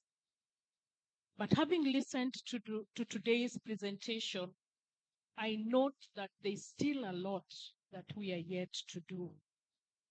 I applaud the presentation in the sense that it resonates directly. In fact, in a way, it's like they were auditing the GBV program. And I love that. And I've accepted that we have gaps and we have challenges that we need to work with and be able to work with. I know, I don't know whether the representation from the universities that are here, it is so difficult to work with you guys. Coming into your facility for us to be able to have a program running that supports Matters GBV has been a tall order. I'm talking like this because I have been to KU and I have been to University of Nairobi. And University of Nairobi, if it was not because of Matters HIP, they would not even have allowed us to work, to support the facility in what we have done in terms of capacity building of healthcare providers to provide minimum package of care. And we did that with partners within the Nairobi County. So I'm just asking myself again, this information that we have received here today is information that I want circulated even to the higher authorities within the Ministry of Education. Because I think maybe part of why GBV is not being addressed so much at the university level is the idea that we have on sexual reproductive health education within the schools. Because I think if it cascades all through, then Ministry of Education needs to pick this up as one of the issues that we need to work with. It is sad, it is unfortunate, the numbers that we got, but the numbers are true. They're a true reflection. I will not deny that. I'm just looking at our data for last year as a Nairobi County. We saw 24,000 survivors of sexual and gender-based violence who reported to our facilities. How many didn't come? And for once, we had 3,069 males who were seen within our facilities, working on the same cohort that our consultant today was touching on. That is up to 24 years. And we call them adolescent and young persons. So the data resonates. However, I want to believe that our call to action is university administration allow us to work together, look at the policies that are there, allow us to come and create awareness to the administration and management on what needs to be done to support survivors of GBV. We have emerging issues, the TFGBV, Technical Facilitated GBV, which is a lot among the cohort that we are talking about. But how best then can we do it? And I'm looking at a situation where we will sit with those concerned and see how best that this, and I'm not talking about something that is going to take long, because this is like now, this has to happen.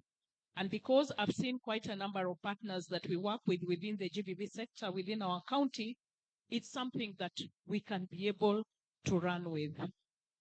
It is saddening that the survivor-centered approach is not there.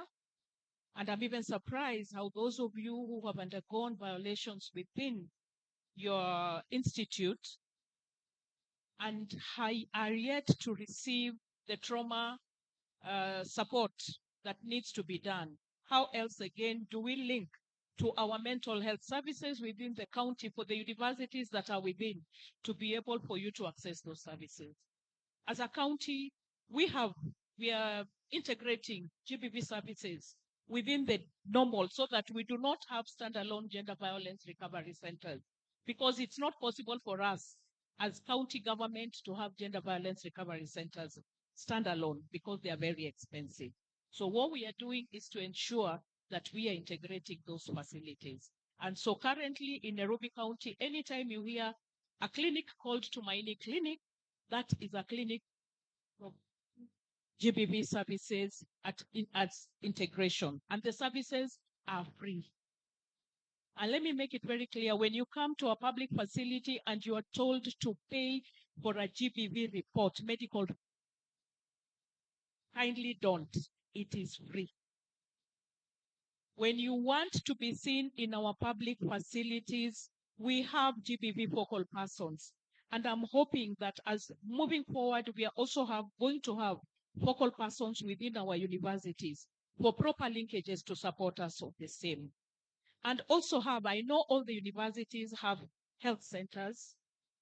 Let us have the minimum package of care offered within those facilities and referrals done only when there is need to be referred, and reduce the number of retelling the story, because we are traumatizing survivors. I'm looking at also having an on-site mentorship, holding the administration to account. And for us at the Nairobi County, we are committed that we will walk this journey with you. For me, when I say like that, lazima mseme mambo ni mbwekse, lazima iwa. Kuna tu vile. Mambo ni? So lazima iwork. So I had an issue also with the LGBTQ, the KP population that we work with. I know right now with what is happening within the support from the Trump government and all, we are being told to call them other names, but it just remains what it is. And we need to support the KP population. My question is, what has my sexual orientation have to do with me being at the university? Nilikuja kusoma, or what I do below the umbilicus, is it your problem? So why would you violate me because of what I have, or stigmatize me or send me away from school, suspended because I'm a lesbian? If I love it that way, so what? We need to look at people within their diversities and respect their spaces. And in the event that anything like that happens, we will work with them as an individual and not as a KP population. We will work with them in the space that they are in, because we need to reduce matter, sexual and gender-based violence. One of the issues that did not come out also very clearly within the study maybe was whether within the GBV on matters of the pregnancies within the colleges, and how, because we are tending to look at it also as another form of violations for those who get pregnant while at university, going back home and you're being called to come, you are not able to continue with your studies and all. So for me, let me stop there because I can talk a lot. But my request is our offices are open. I can be reached at And as I had said earlier, we have the focal persons who can be able to support us in this. And I know the county government, because we already have an SGBV Management and Control Act of Nairobi County 2023 that also provides guidance in this. We also have a gender policy, but I think these are the things that we also need to support the universities to look at what are the clauses, the reporting mechanisms, the referrals, and where to go. In case you meet me, as you had heard, I'm called Roslyn Cabana. On Fridays, I'm called Rose with a Z. In normal circumstances, you can say Shosh, but when you say Shosh, you remember that I am Manyanga. Thank you very much.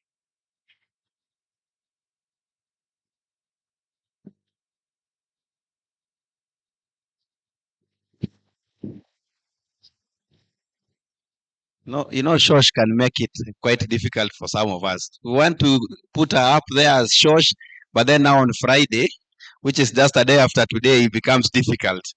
And she's insisted. Rose with a Y. Yeah? Rosa? With a Z. Na mumesikia. I think, Roslyn, you said with Nairobi County lazima work. I will just bring it a little home. With you lazima work. We are not so sure with the rest of the government, but with you lazima work. Na ndo kwa maana watu walikataa hata kujibu, si ndio? So with Roslyn at the GBV department lazima work. Hizo zingine zikikataa, we just have a few days and then they can go and have some party ushago kwao. And this is not politics. All right, we want to move on. We're doing very well. I know kuna watu watakuwa wanajiuliza hii breakfast meeting hii haikuwa na chai. Tell them wasikuwe na wasiwasi. Just in the next few minutes we'll be having tea. So we just listen to a few more people and then we can proceed to tea. So the person I want to bring now is a representative from Oxfam, Kenya, and this is the acting director of programs. I hope I do justice to your name because it is quite a difficult one. Na nikihangaika sana utakuja urekebishe. Please put your hands together for Michael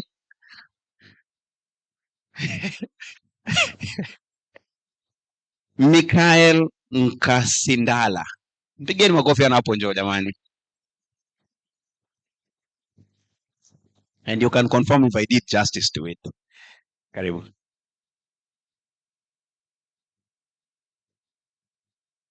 Indeed, justice name and his partner. So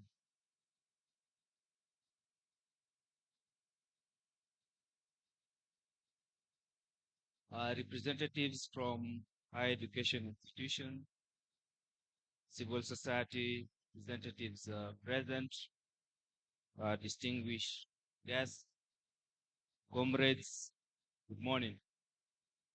There is a slogan that I learned is common in South Africa and was used during the power struggle, during the apartheid movement. So if I say Amandla, say away to. Amandla. Amandla. It is both an honor and a call to action to stand before you today on behalf of Oxfam as we launch this critical report, the assessment of prevalence of GBV in higher education institutions in Kenya. Higher education should be a place of opportunity where students gain knowledge, shape their futures, and thrive in a safe and supportive environment. But this report reveals a different reality. We have seen the findings to be quite sobering. Conducted by Wangu Kanja Foundation with support from Oxfam, the study exposes a troubling truth. GBV is deeply entrenched in our institutions of higher learning, affecting both female and male students as well as other vulnerable groups or the key population. Ladies and gentlemen, this is not just a launch. It is a moment of reckoning, a moment to acknowledge the crisis before us, and more importantly, to commit to action. We must challenge the culture of silence, strengthen policies, and build safer learning environments. The report paints a disturbing picture. Psychological, physical, and sexual violence remains alarming prevalent.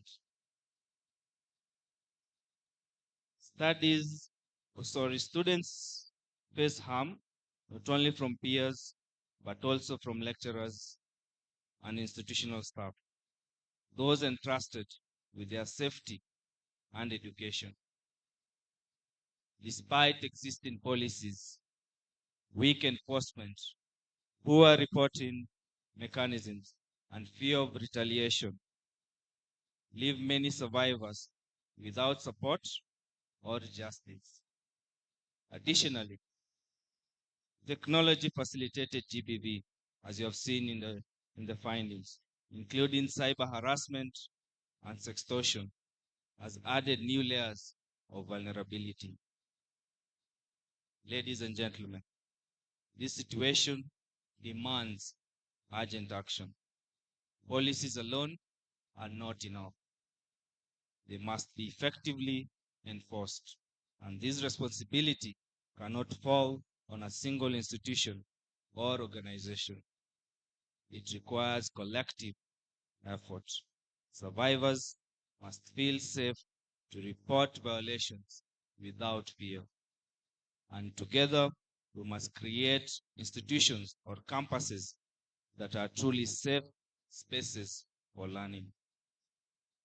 To address this crisis, we must strengthen institutional policies and ensure strict enforcement, as has been highlighted in the comprehensive report. Enhance survivor-centered reporting mechanisms that protect students from retaliation and stigma. Invest in prevention programs that educate faculty, staff, and students on GPV awareness and response. Build strong partnerships between universities, government agencies, and civil society to tackle GPV collectively. Implement digital safeguards to combat the rise of technology-facilitated GPV.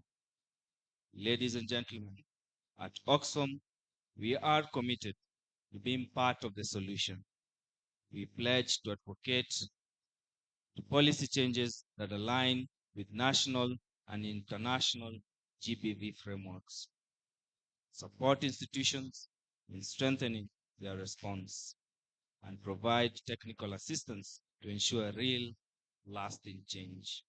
As I conclude, let today be more than the launch of a report. I repeat, as I conclude, let today be more than the launch of a report. Let it be the moment when we turn statistics into action.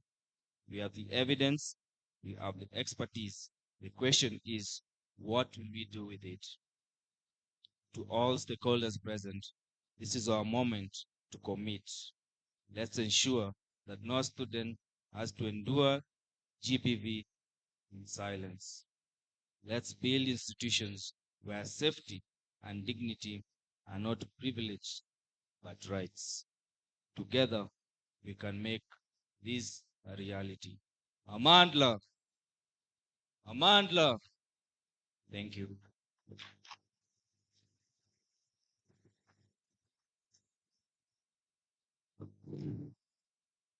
Yeah, as a person who's come here severally, I know it can be quite discouraging to a speaker when they feel the energies are that low.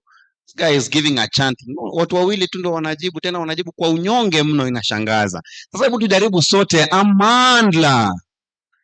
I can't still feel it. I can't feel it. Okay, let us come back to you. Comrades, power.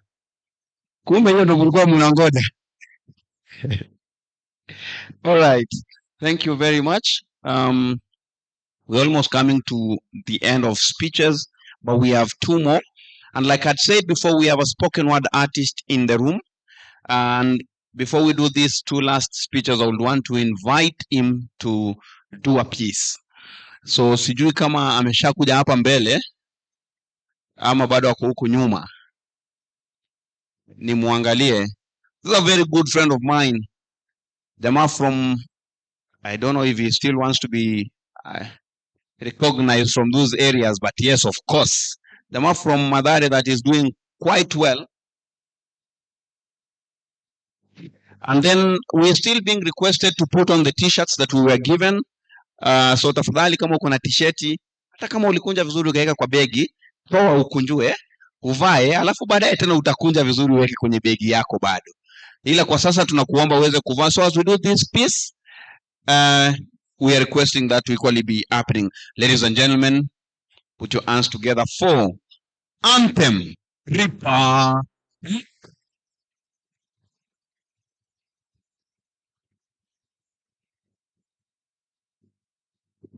Thank you. Asante sana China man.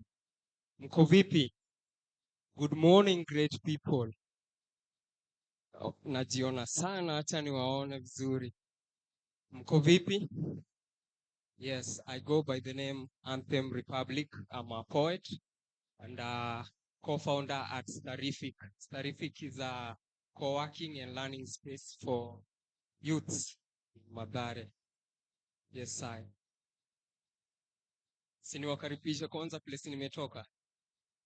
I was born and raised up in ghetto. I spent my childhood years in abject poverty. Bullet for breakfast, lunch unpredictable, maybe supper take water. What a life. My mama used to hustle every day for my better tomorrow. And she used to say, son, smile today, because tomorrow might be holding sorrows. Tukolabo leo, because kesho kuna mtu anaweza baki solo. So hata ukuwe na shida nyingi aje, usiwahi bend solo.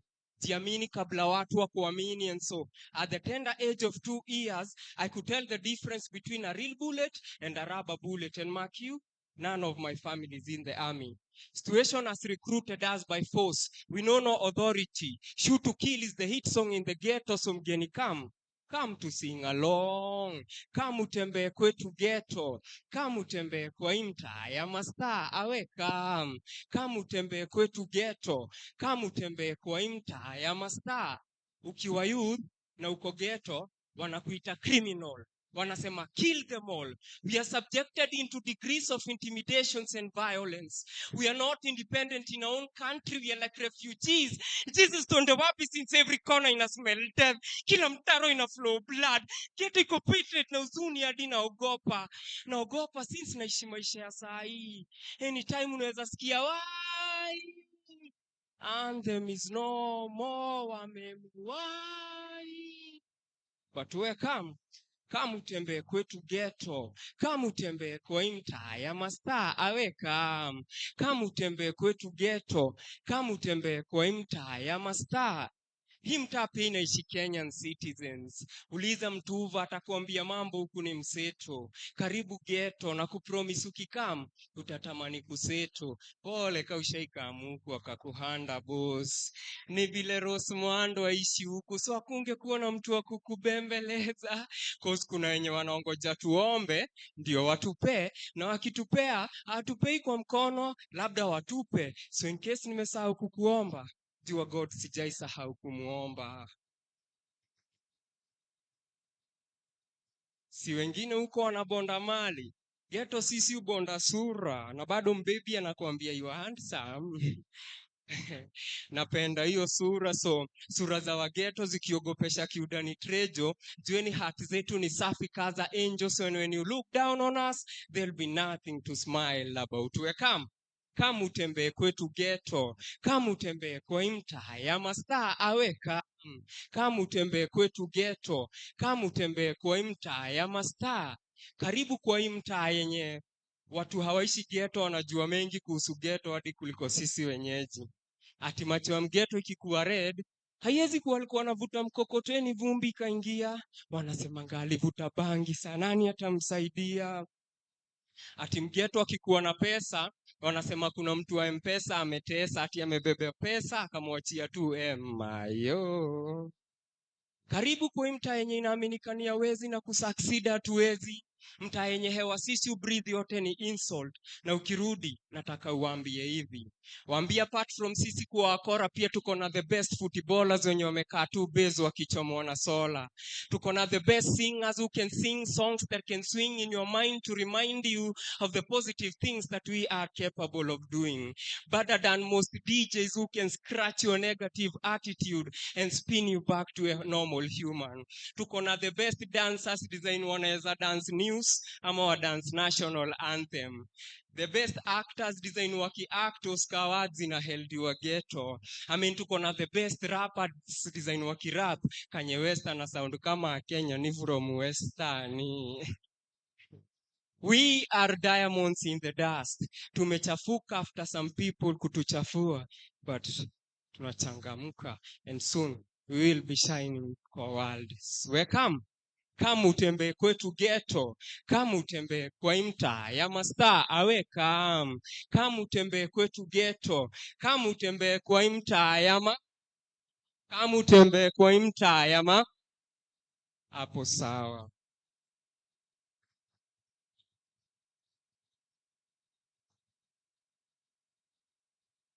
I think ilikuwa day ya huyo man, because it was on Monday.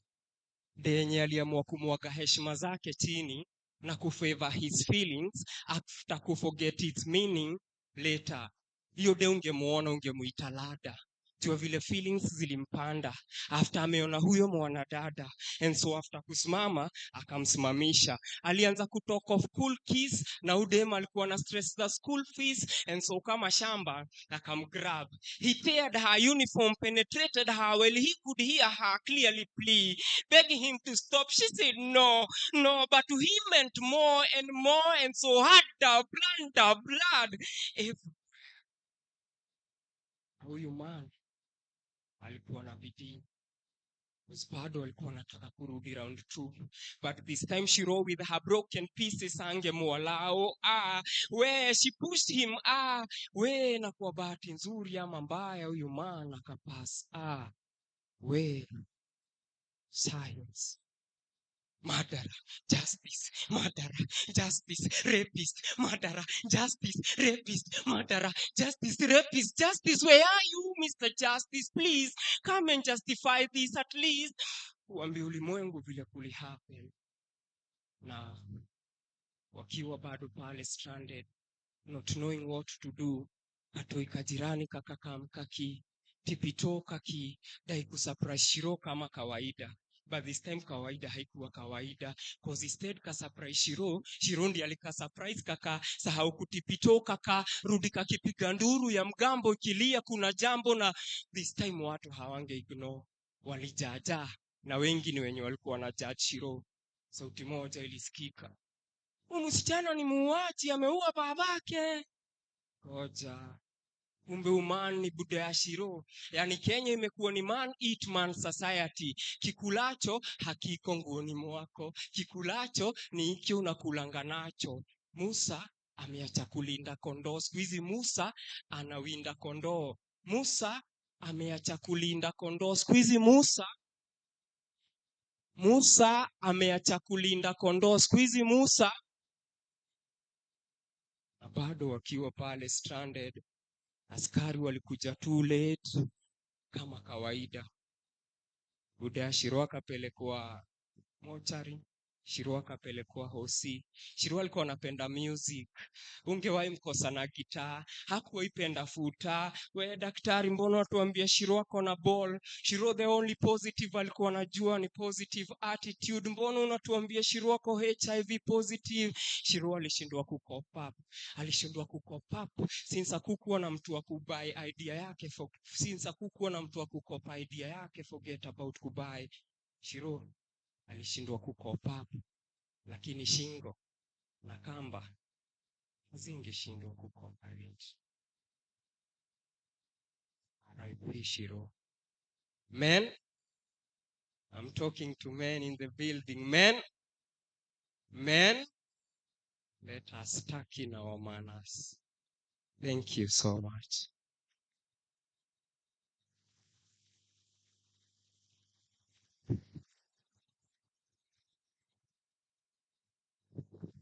Bado tunaweza pigia anthem makofi fiti. Asante sana anthem. Anthem boy moja hatari sana. Simemsikia? Ni mdeadly. Na jamaa hapo walikuwa wanashindwa na sasa si tukisoma mbona hizi vitu haziko kwa syllabus? Hata yeye kusoma kwa shule. Alijulia tu huku kwa dunia, si ndio? All right, I want to move to the next speaker. I was given a profile, but it has disappeared somehow. But there will be no problem. I will introduce her because I have known her for quite some time. I want to invite Dr. Zip Yokot.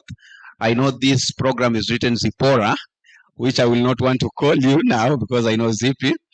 And I've known Zippy for quite some time now. When I was a performing artist, Zippy directed one of the films we did on GBV called Silence a number of years back. And so I've known Zippy through and I followed Zippy even after that. And Zippy has this laughter that hata kama ulikuwa umekasirika aje akicheka tu kidogo hata wewe unacheka tu. Inaitagwa aje kwa jina ya kizungu wale wanaongea kizungu safi? Contagious.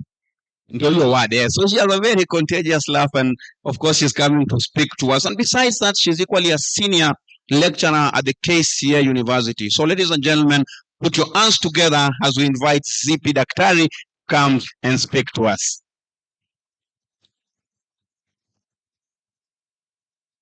Karibu. Hi, everyone. It's a pleasure being here. I had forgotten where I had met him, but it's good we had met in the GBV space. Yeah, my name is Dr. Zipio Okoth. I'm a senior lecturer at KC University. I come from the tribe of those people who are speaking big English, so I'll praise myself.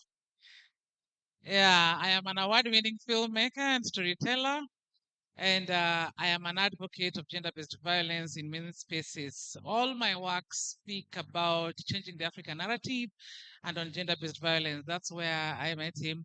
And we had, that time we did 3 films with Amnesty International on gender-based violence in Kisumu, in Utawala, and in Kibera, where we picked stories and created the same. The reason I'm invited here is because we have also done a study in the universities. This one was an assessment of GBV prevalence. Ours was on prevention, gender-based violence prevention. We were focusing on the prevention part. And I like that these are 2 studies that are working together to create the space better for students in the universities. Students in the universities have really been what I don't know how to call it. Like we have been secluded as students in the universities when it comes to gender-based violence because there is a bias on research. And so it is important that your voices be heard when it comes to matters of the research. Reasons being they believe you are elite, and elite people are believed not to be suffering from gender-based violence, isn't it? A lot of times, even in the communities, when you talk about gender-based violence, we want to focus more on the slums and rural areas. Nobody wants to focus on people in Runda and Nirunda na wapi, Muthaiga, those places, Karen. Nobody wants to believe that the person in Runda, Karen, Muthaiga is experiencing gender-based violence. But that is the same thing that happens to you. You are the Runda and Karen and Muthaiga of education. And so nobody wants to believe that you experience gender-based violence. So that is why studies like these are very important in having your voices being told and being heard so as to make your spaces better for you. Some of the things that came out, I think one of the most traumatic things that we had during our study, which we conducted in 6 universities. For us, we went to Jomo Kenyatta University, St. Paul's University, Multimedia University, of course, KC University, USIU, and we went to the University of Nairobi. Yeah, we were there. And it was the lowest turnout. So, yeah, than the other universities. So, reasons we don't know. We are yet to know why. One of the stories in one of the institutions during the study came out was that we were doing a Mentimeter survey where we asked a question and answers pop on the screen without knowing who has answered. And one of the questions was, do you believe your institution will support you or will take any action should you suffer rape, or should he become a victim of sexual gender-based violence? There were beautiful answers like the ones we saw here, yes, all that kind of stuff. But there was one answer that disturbs me to date. And one of the answers was like, they would do nothing because if they could, I am still here and no one has ever reported or taken me to prison. Do you know what that means? It meant right where you're seated. We always only talk about 1 in 3 of us has faced what? GBV. But there's 1 in 10 of us who is the perpetrator around you. Like right now, kwa hiyo roho yenu mko wangapi? So let's change the shift because we think like the previous speakers who've come here have said, we always talk about the victim, victim, victim. When are we going to focus on the perpetrator so that we can know what to do next? If we walked around knowing that around us there's always a perpetrator, you walked around your neighborhood knowing that every 10 steps I could meet somebody who could abuse me or who could abuse somebody I know, then that would change our perception. Not looking at the victim, but looking at the person who could harm you. We need to change that mindset so as to be able to feel safe or unsafe in whatever context we need to. Few things I'd like to just say in passing. Boys experience GBV too. And it's important we speak that boys experience GBV too in all its forms, from physical, psychological, and emotional. However, in the universities, sexual harassment has been normalized. And it has been normalized by everyone from students to lecturers. It has been normalized by administration. It has been normalized so that even when you say somebody touched you inappropriately, it's like, lakini hakukurape, isn't it? Yeah, you're walking and then you tell somebody like, that guy, I don't like the way he looks at me, and when I go close to him, sipendi venye ananisalimia. Then somebody like, men are like that. When we were young, there was a greeting that men liked where they scratch inside your hand. And I don't know whether it still happens nowadays. Yeah. And I didn't really like that kind of greeting. But anytime you told somebody they would laugh and then they say, he likes you. But I don't want to like him. You get what I mean? Can't he just tell me, Zippy, I like you, I'm attracted to you, I take you for coffee? Won't it be better than scratching my hand, isn't it? Yeah. And students don't trust authority to protect them because investigations take too long. The victim is always blamed and the perpetrator is never brought to what? Yes, to the stand. And then also the interrogation that goes with where were you? Are you sure he didn't do it intentionally? Did you lead him on? I mean, I am here telling you that I have been abused. You should not be asking me whether I led him on because consent matters and consent can end at any point. Yeah. We do have gender-based violence policies in almost all the institutions, in almost all of them. The ones who do not have gender-based violence policies have got sexual harassment policies, even in their HR or even in their student documents. The question is, even with the presence of those policies, there's no implementation that's taking place because people do not want to spoil the name of the institution. We do not want to report and say, in our institution this semester we had 5 girls raped. That kind of news cannot come out because we do not want parents to feel that our institutions are not safe. And we do not want our names to go there on the billboard. So there's a lot of things happening down there that are not being brought to what? To the public. So there's need to follow up also on students dropout. We have had a case of a student, I know of somebody who dropped out of university for 6 years because they were raped. And everybody accused them of having dropped off in 4th year when they just had 1 more semester left.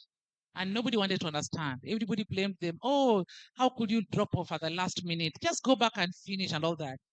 But 6 years later, she opened up to me and told me, this is the reason why I dropped out. And nobody has been able to understand me. And we had to take her through therapy. And I'm glad that right now she's going to finish her 4th year, because for her, she was ready to start from first year in another university. And so we had to take her through counseling, take her back to the university, talk to the relevant lecturers, and have her take the units as retakes for no cost.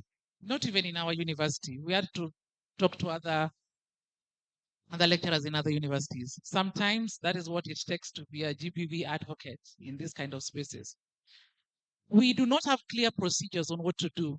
Yes, everybody knows you should not shower for 72 hours. All those things are there.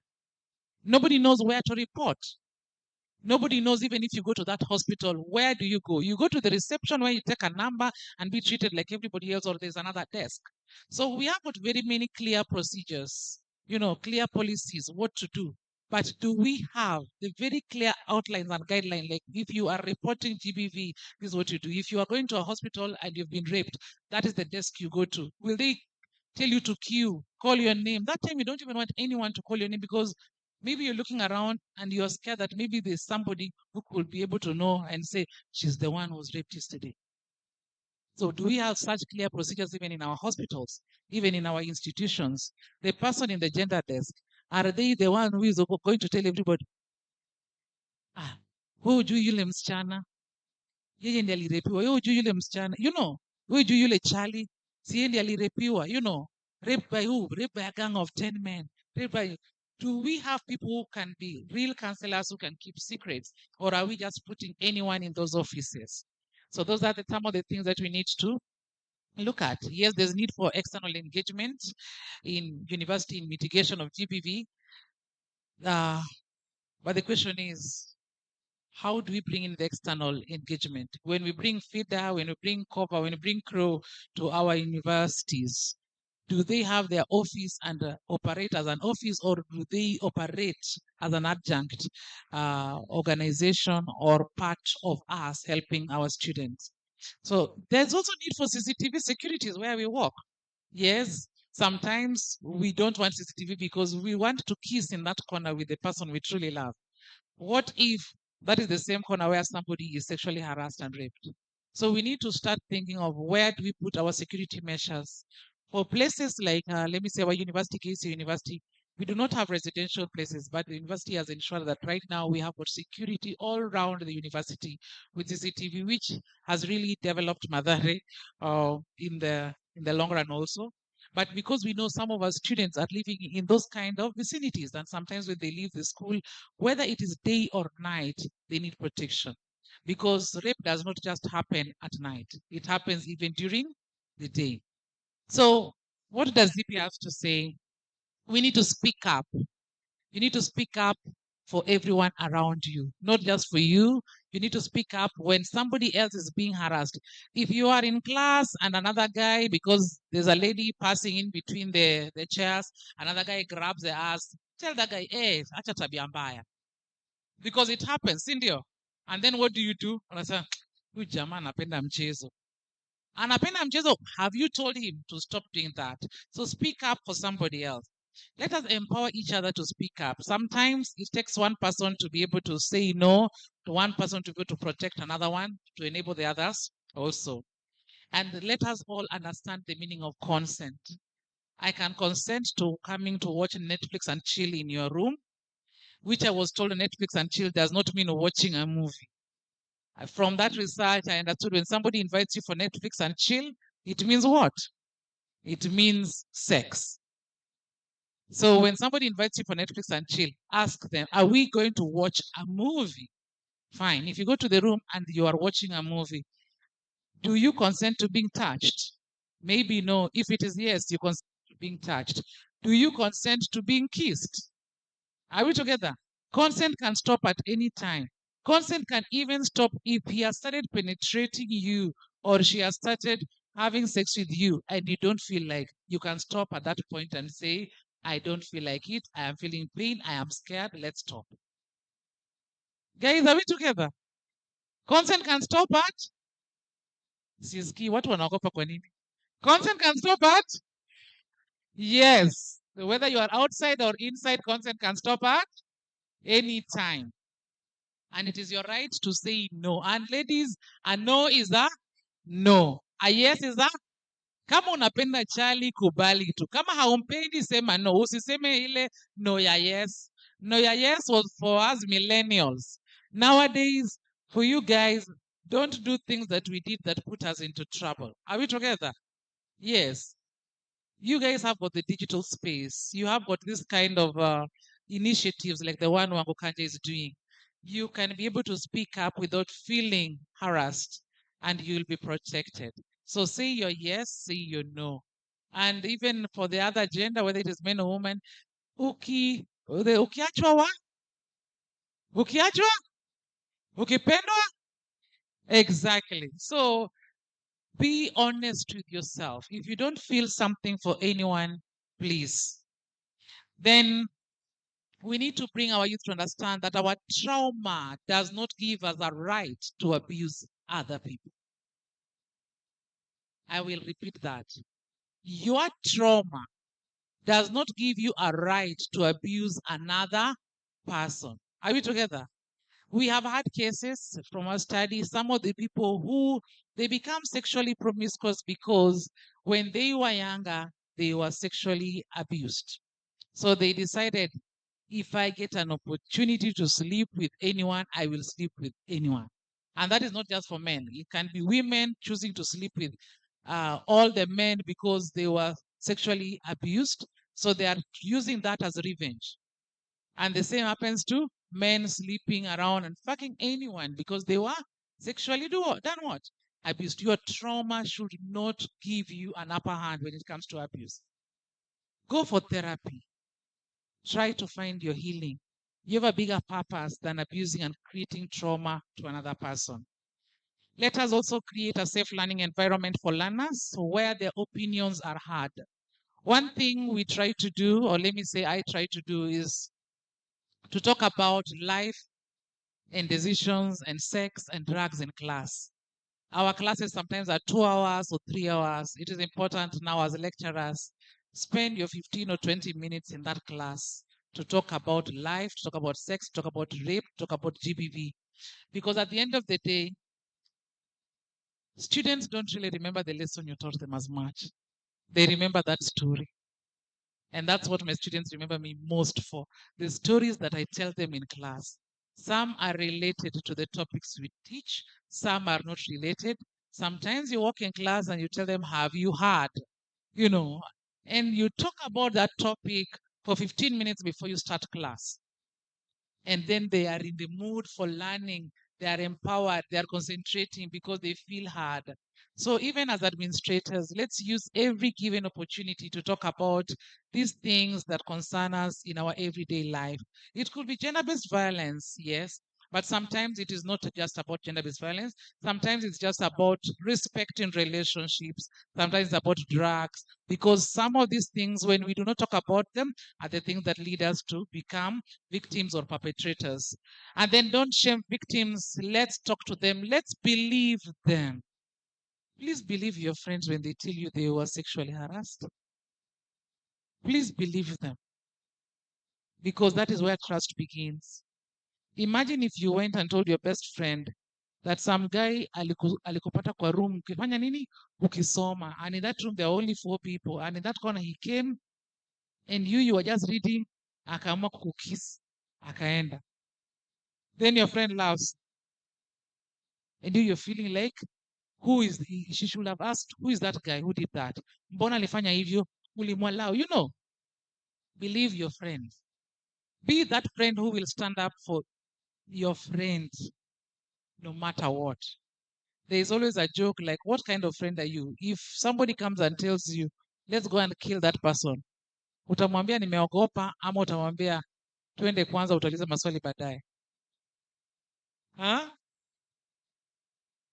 There's no right answer with that question, by the way. There's no right answer. You get what I mean? Yeah, it is good to ask questions, but also sometimes it's just good to say, let's go. Maswali baadaye. There's no right answer with that. The question is, what is the situation at that moment? Just like in high school, we used to have friends tukienda choto nawambia, take me to the washroom. Whether you are oppressed or not, you go. Sindio? Let us be that friend who we can have somebody trust and somebody else can trust us. and tell your stories. Each story could save a life. I am a survivor of gender-based violence. I have suffered sexual harassment. I've suffered physical violence. I've suffered rape in marriage and out of, out of marriage. As in, I am a survivor. But if I never told my story, I can assure you I would not be here standing to talk to you. Sometimes your story might make you feel that someone is going to shame you, and they will shame you, and they will tell you everything. I am still shamed by people telling me, oh, go back to that husband of yours, But I tell them, I will find love. Ladies, will you find love? Yes. Gentlemen, will you find love? The thing is this, you have to be that support system. If I did not have supportive parents or family or friends, I would not be here. Maybe I could already be dead. But we need to stand up and speak up because your story could save somebody else. There is no shame in being who you truly are. Yeah, because yes, the society has made it a stigmatizing issue to be able to say, oh, I am a survivor of domestic violence. Niliacha nyumba yangu na bwana yangu and all that. The society makes it a shameful thing. But the question is, maybe I could be dead. Maybe I could already have been beaten because I was taken to hospital many times for that. So maybe I could not be here telling a story. I have a book called Oops Zippy from the Diary of a Divorced Woman. You can get it from Noria Online Bookstore. But I decided to go for therapy and I made money out of this. So turn your lemons into what? Lemonade. Add some water, add some sugar, and make some money out of your story. And be a champion for change. I tell people we have to start minding other people's business. We have become a society that does not mind other people's business. That has to change. We have to go back to Ubuntu. Ubuntu is where we minded other people's business. Nowadays, all over social media, you're told, don't mind other people's business. No, we are humans. That is what has led us to where we are, where someone is hurting, your neighbor's child is being raped, is being beaten by the house help, and you are there like, hey, wacha nishughulikie maisha yangu. We have to start minding other people's business because that's the only way somebody else is also going to save you. So some of these rhetorics that we have on social media, we have to change that perspective. We have to save other people. We have to mind other people's business, and we have to help each other come out of this trauma, come out of this stigma, and come out of all these things that are surrounding us. Before I leave this stage, I'd like to say we also have a representative from KC University. Mercy, kindly wave. Yeah, she's from the Deans of Students Office at KC University. So I did not come here alone, but we are very open to having such collaborations at KC University because we believe our students are global students and information is shared all over. So we look forward to having you guys also at KC University another time and hopefully working together in creating change. Thank you.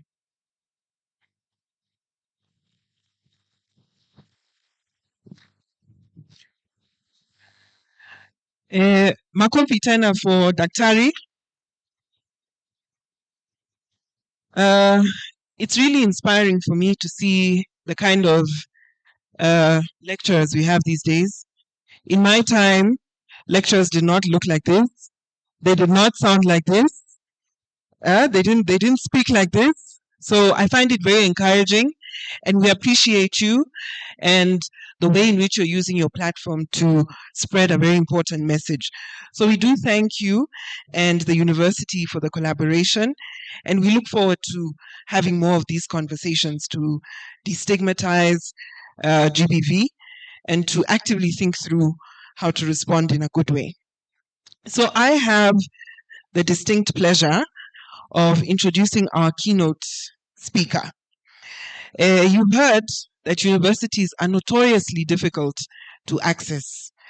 KCA seems open, which is quite good. I can speak about my own university, University of Nairobi, which has quite a few accessibility challenges, including the low representation when invited to participate in these very serious discussions.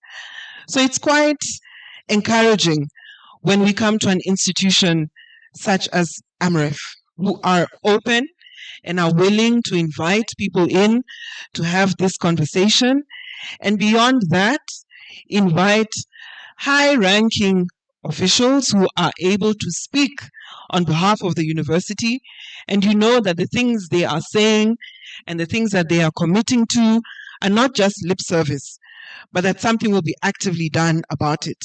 So to AMREF, we really do appreciate you, but I would really like to call to the floor our keynote speaker, who is Professor Tamari Rotich. Makofi kwake.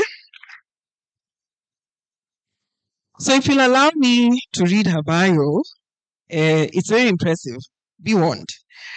Prof has a PhD in biomedical studies and an MSc in human sexuality studies from the University of Leuven in Belgium.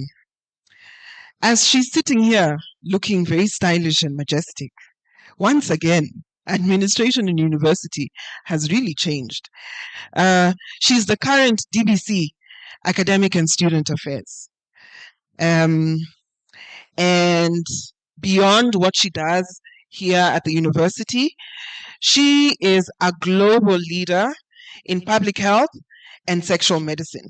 So she has a lot of experience in these areas, spanning across many disciplines: academia, research, programming, policy and advocacy, capacity building, resource mobilization, all of this towards promoting sexual and reproductive health and rights, gender equality, and trying to end GBV in its various forms with the inclusion of issues around FGM, early and forced marriages, amongst other harmful practices. So she really has done a lot. Her focus also includes working within the global health security space. She's done work around humanitarian emergencies and climate change on women's health, looking at the vulnerabilities that women face in that particular context. I could go on and on and on about the wonderful things that Prof has done, but today she's here to welcome us on behalf of our host institution this morning, and we really do welcome you, and we thank you for your partnership with us and hope that we can continue to rely on the university as we move forward with this work. So, makofi for Prof, and the floor is yours. Thank you very much for that introduction, comprehensive introduction. So, welcome to AMREF International University. I know for some of you, or for most of you, this is the first time that you've come here. We're a University of Health Sciences. We're a university that is owned by AMREF Health Africa. I know majority of you would know AMREF Health Africa, which is the largest public health NGO in Africa. So like somebody already mentioned earlier, we are an international university. We have students from 30 African countries. We have students from India, from Portugal, from Netherlands, from the UK. We keep expanding our portfolio in terms of representation. And we're very keen on developing fit-for-purpose healthcare leaders for Africa's primary healthcare industry. And that means we have a very strong Pan-African approach that tells us that we need data that is context-specific to address some of these challenges that we see within Africa. And I want to also thank Wangu Kanja Foundation for conducting this very important and timely research, which is giving us data as institutions of higher learning to see how best to approach and to support our students to make the university and the campuses a safe space for everybody, the students, the faculty, the staff. I want to speak about the role of universities, and again, I'll be alluding to the data that we've been presented today. When I received the email from Wangu Kanja Foundation with the request to do this research, my first instinct as management was, do I really want to carry this responsibility? Because I'm not so sure what kind of data will come out of my university. My second hat that has been described in my CV, being a sexual and reproductive health rights and gender-based violence advocate, I thought, okay, this might just be important to see the situation within my university and to know then how best to intervene, how to address some of the challenges that will be coming up. Not to say that we are perfect as an institution, but to say that we've already laid a lot of foundation when it comes to supporting and creating a safe environment at the university. I want to give a story of many years ago. In this university, of course, we had students who come into the university with the excitement, with the vibrancy of life, and the dreams to build a future for themselves. So there were these 4 students. They decided to go out, and again, the whole issue about having a wholesome campus life is very important. So having fun, going to games, going to to hang out with friends is a really important aspect of the social life for campus students. So they go out one Friday evening together with other students and other people, and they have their fun. They dance, they drink a lot of alcohol, they take possibly some drugs, and then it's time to go home towards past midnight. And one of the girls who was staying a bit far was actually very, very drunk. She was completely losing herself. So they decide they're going to spend at another friend's place. So these 4, 2 gentlemen and 2 ladies, decide to go and spend the night at that place, which is okay because at least they're going together.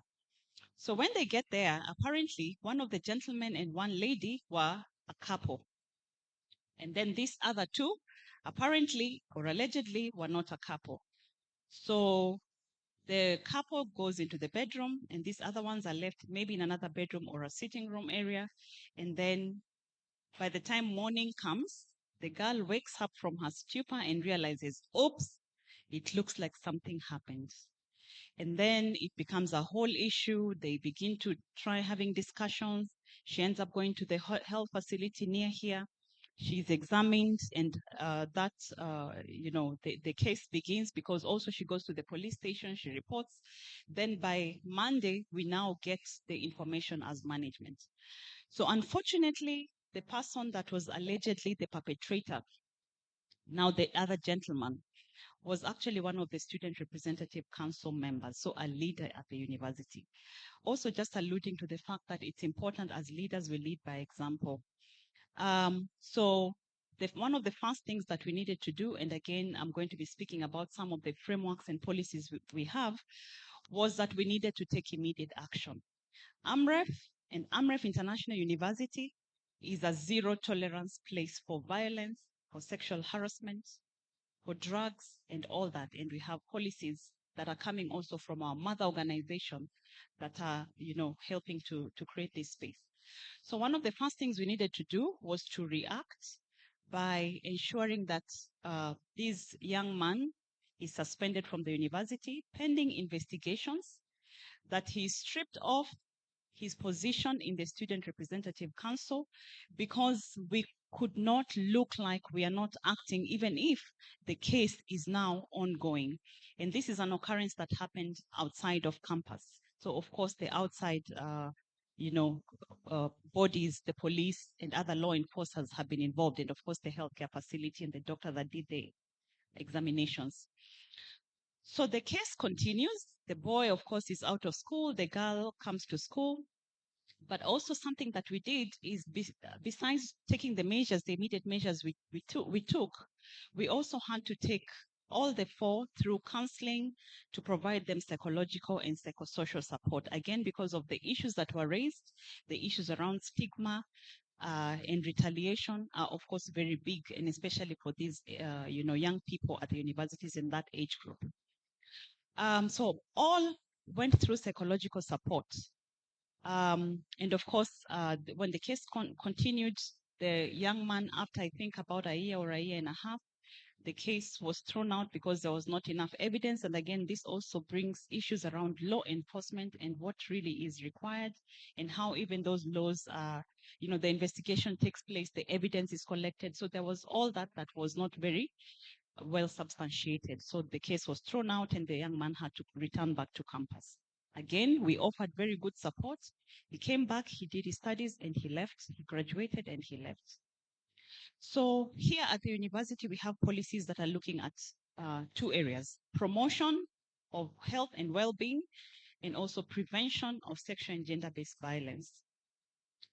Some of those policies are, for instance, the sexual harassment policies. We have the diversity, equity, and inclusion policy. We have, other policies that are looking at when or in case, a violation has taken place, what do we do? There is the grievance policy that outlines strategies and processes that a student will take. And this is not just a policy for students alone, it's also for staff and faculty. So even between faculty and staff, issues around violence, we take care of that. Those are really addressed. And then, of course, a safeguarding policy that ensures that we create a safe working environment, and also a psychological safety at work policy. Again, being a public health institution, health and well-being is really important, and those are the ways we create an enabling environment for ourselves as students and as faculty and as staff, for all of us to be safe at our workplaces. Of course, there is now the issue of individual and collective responsibility, also beyond the workplace, like the case that I've just given. It is important that all of us take a stand against sexual and gender-based violence as individuals. All that has been discussed from the previous speakers that have been speaking.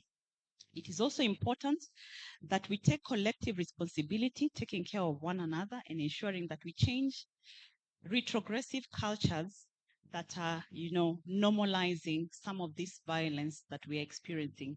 Changing culture, changing issues around gender norms, and even social cultural norms that perpetuate sexual and gender-based violence from the communities we come from. And this also leads me to a very important point. The ecosystem that we all are staying at, or that we all live in, is an ecosystem that needs to be enabled to ensure that we are able to tackle and address sexual and gender-based violence. Because we are individuals who sit within a family setup, who sit within a community, and of course the broader public. A lot of the things that we are increasingly seeing is that any changes, social, political, economic, environmental factors are affecting gender-based violence, are increasing vulnerabilities for women and girls and men to experience sexual and gender-based violence. I know Wangukanja Foundation, for instance, is looking into the future and looking at conducting a study that is looking at the intersection of climate change and sexual and gender-based violence.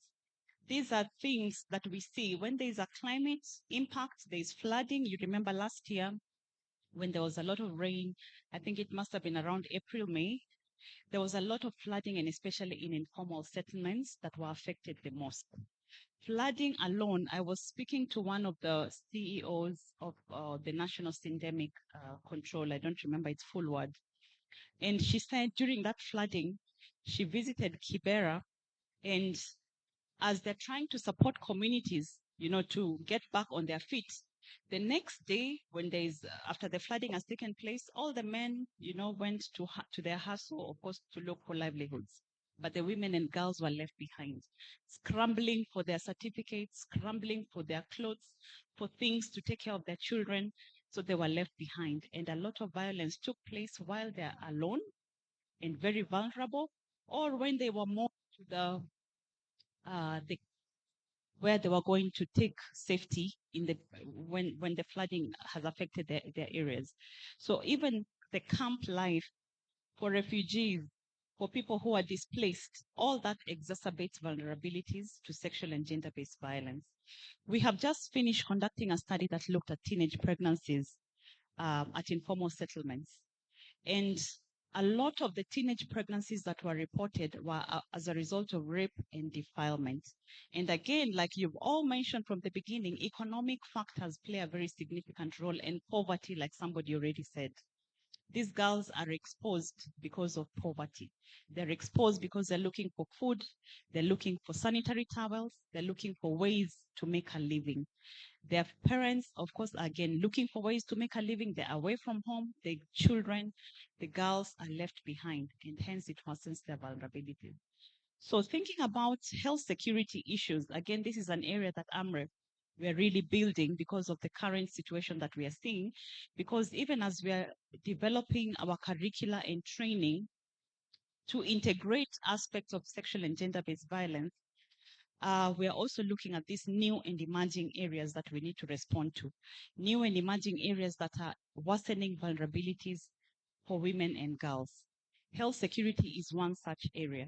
And this is because of climate change and health. This is because of pandemics. This is because of disease outbreaks, humanitarian emergencies, all worsening the situation. So we need to be cognizant of these realities. And that's why research and data is very important, because it tells us this is the direction you need to go and this is where you need to intervene in. So I want to reiterate our commitments to Wangu Kanja Foundation and all the partners here that we are ready and willing and we are open to collaborate and work together to ensure that we create a campus environment that is safe, to make sure that we have interventions that are operating or supporting the ecosystems where we live and where we stay. So even beyond campus, we need to think about those other areas. So our commitment is key, and also working collaboratively with Nairobi County. I think we already are doing so, and we are going to strengthen those collaborations. So I want to say that the survivor-centered approaches are also really crucial. We have done this in other programs that we've done in AMREF, where we have specific programs targeting survivors, because provision of healthcare services is very important.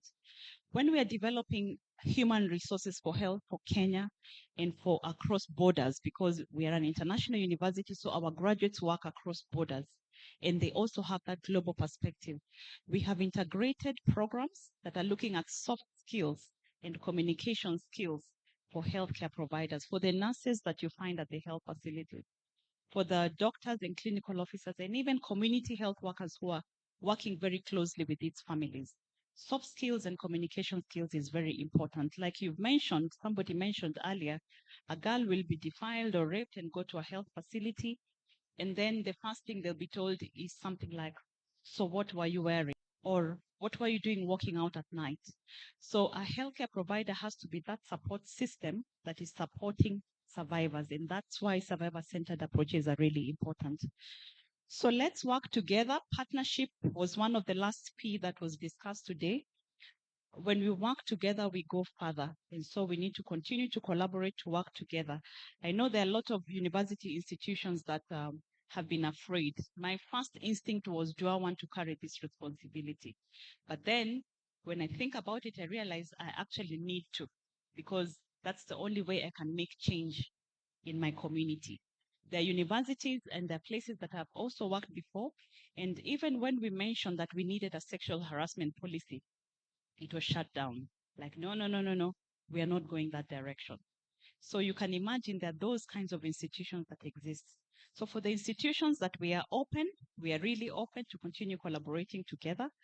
Let's continue supporting the survivors. Let's continue to strengthen our prevention and our promotion strategies, because that's where it actually all begins, so that we can reduce that prevalence.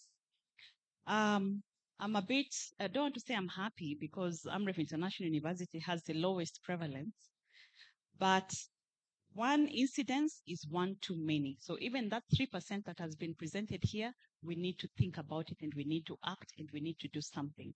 So we are willing to continue working collaboratively with all of you, so that we have universities where dreams are nurtured and not destroyed. Thank you very much.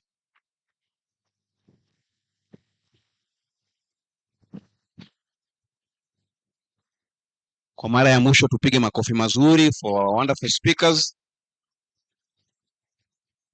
Asante sana. We're almost coming to the end of this particular event today, this particular launch, and we're going straight into the launch.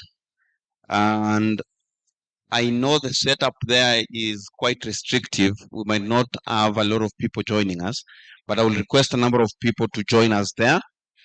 I'll request our convener, Dr. Wangu Kanja, to join us there. Pige makofi anapoenda pale. I equally request our chief guest, Professor Tamari, to equally join there. Of course, request Dr. Zippy to join. I request Mikaeli from Oxfam to join. Don't know if there's a lecturer or a student that will represent the Technical University of Kenya. Yes, there's a student there representing TUK. I also want, of course, Shosh. I don't know how I missed that. Roslyn. Pigia makofi pia Shosh.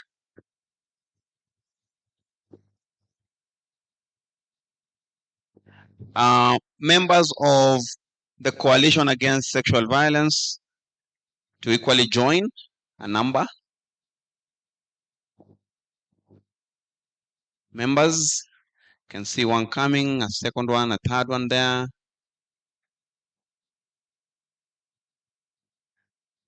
Sawa sawa. And then nani anashika makasi? Sisi wote. Yeah? Let us fit in. So nitahesabu ndio ikatwe, sio? Alafu nikifika 3 wakikata na sisi tunapiga makofi. Na hapo nyuma kuna mtu wa kufungua hiyo makaten. Tunaweza kata alafu ikatae kufunguka. 1, 2, and the report is officially launched. Wapi makofi?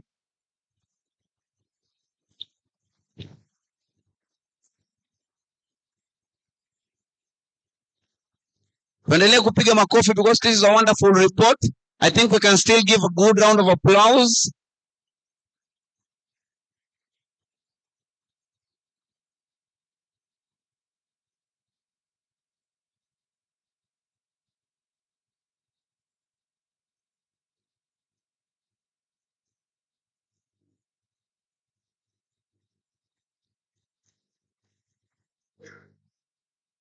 All of us will get a copy and we can read further the findings and the recommendations from this particular report.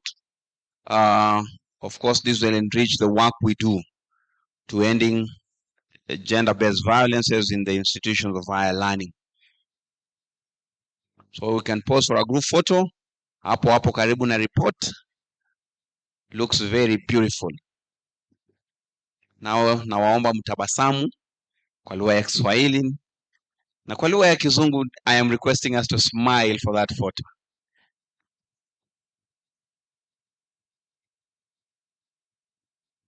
Cameraman anatafuta angles.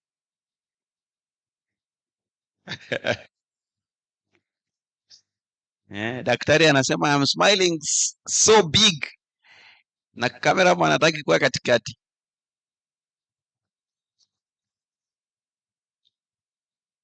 Beautiful.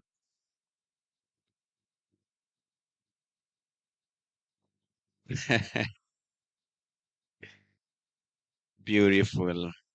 Wapigie makofi kwa mara ya mwisho.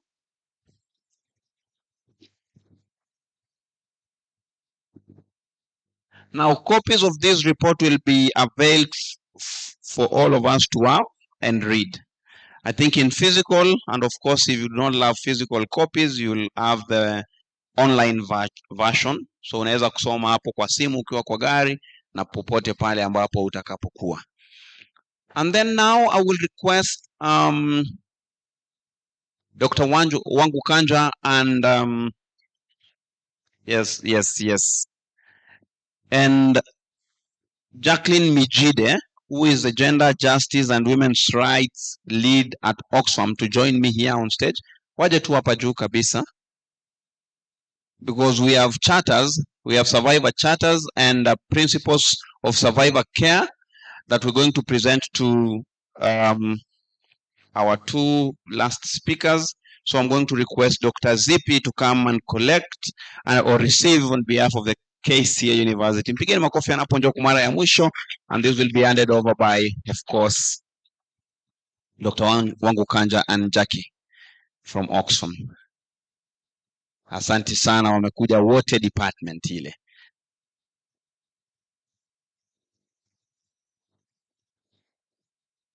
Yes.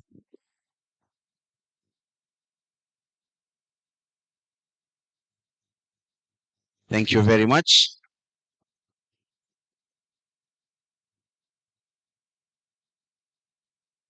Thank you very much.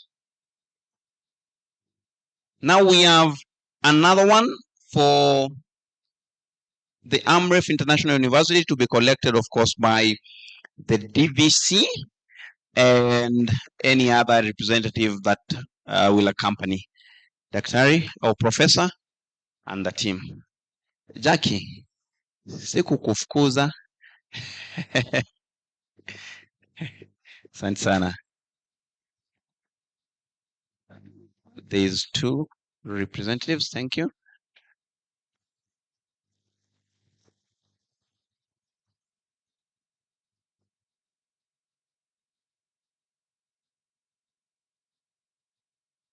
Yes.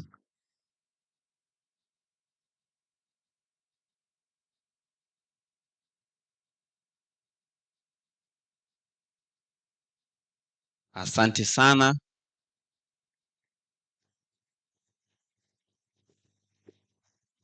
Thank you very much. Yes. Now we can. I still have a number of bags here, gift bags to give.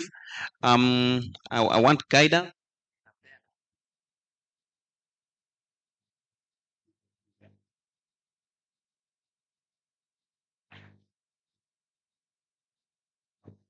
Okay.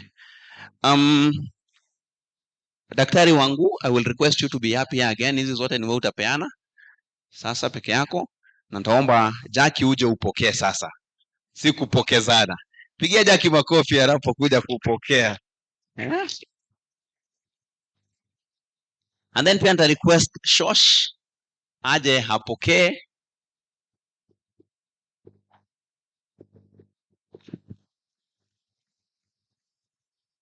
Sijui kama ndio hii masaa ya kusongeza hii kitu hapo ikuwe frame yako ama hiyo white iko sawa. Jackie, simamia tu hapo ulipo. Rasat kuja tuisongeze nawe. Thank you. Okay. Hapo. Weka nyuma hiyo nini? Ama hiyo utoe. Good. Hapo. Ndio picha iwe nzuri, inapendeza. Sasa inamaanisha ile yetu turudie daktari. Tutarudia. Cha tumalize hizi. Thank you very much. Shosh.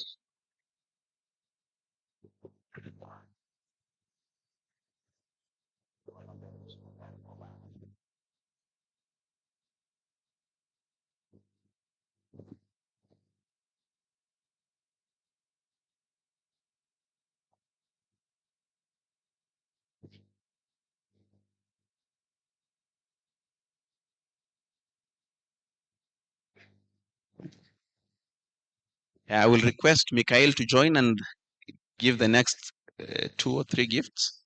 Mikhail, join. Wangu ungempea yake alafu sasa ndio yapeane hizo zingine. Anaweza enda akijiuliza na kwani mimi sikuwa napewa. Alafu baadaye ituletee shida.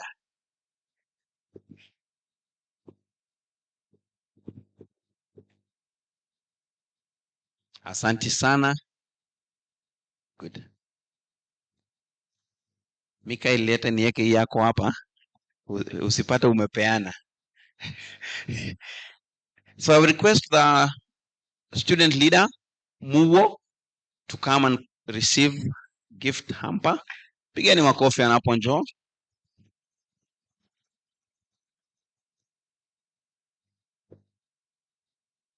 Alafu akifuatwa hapo unyo kwa unyo, Diana Nekesa, I'm requesting you to equally come and receive hamper.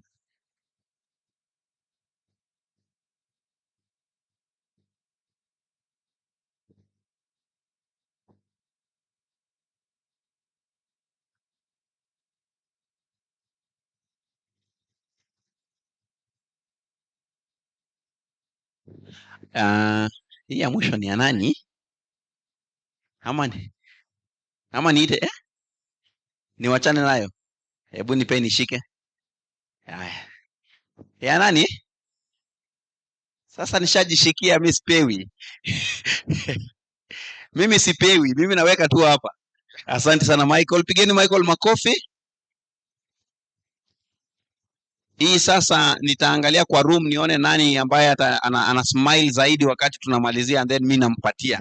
Of course now when you're not smiling, you're not anywhere close to getting it. Sasa hapa ndio hiyo time yako ya kutabasamu na kuenjoy.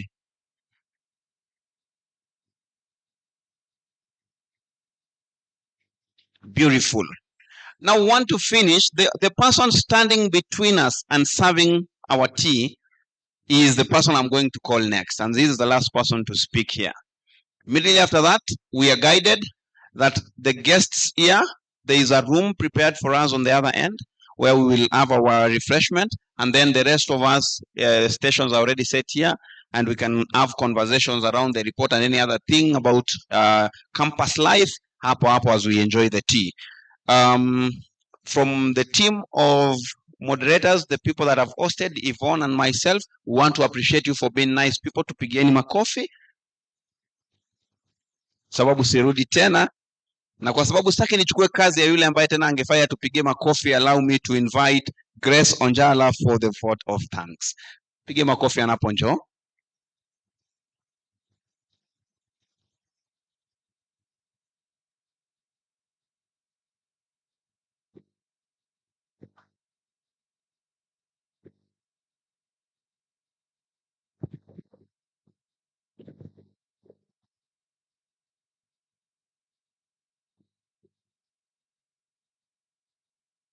Good afternoon. My name is Grace Onjala. I work at the Center for Rights Education and Awareness as a program lead in charge of ending all forms of violence against women and girls, and I am happy to be standing before you this wonderful afternoon. All protocols observed, ladies and gentlemen, on behalf of the Coalition Against Sexual Violence, I stand before you with a heart full of gratitude. Today marks a significant milestone in our collective journey towards creating safer, inclusive, and more dignified spaces within our higher education institutions. First and foremost, I'd like to extend our deepest appreciation to our host, that's AMREF International University, for graciously opening up their doors and providing a platform for such an important meeting. Thank you very much for your unwavering commitment and for advancing the rights of students across the country. To our chief guest, we immensely are honored by your presence and powerful address. Your leadership and your speech has reminded us that tackling GBV in higher learning institutions requires not only policy, but also compassion, courage, and continuous action. To Our Lady Dr. Wangu Kanja, our convener, your tireless dedication and leadership have brought us here today. We are grateful for you, for the vision and the voice you continue to give survivors and advocates alike. To Prevalence Health Consulting, our consultants, thank you for the research in absentia here. Thank you for the research and the insights you have given us that will now form the bedrock of informed interventions. Your work will undoubtedly influence policies, attitudes, and practices across these different institutions. To our universities and students and the speakers that have spoken, thank you because your voices matter.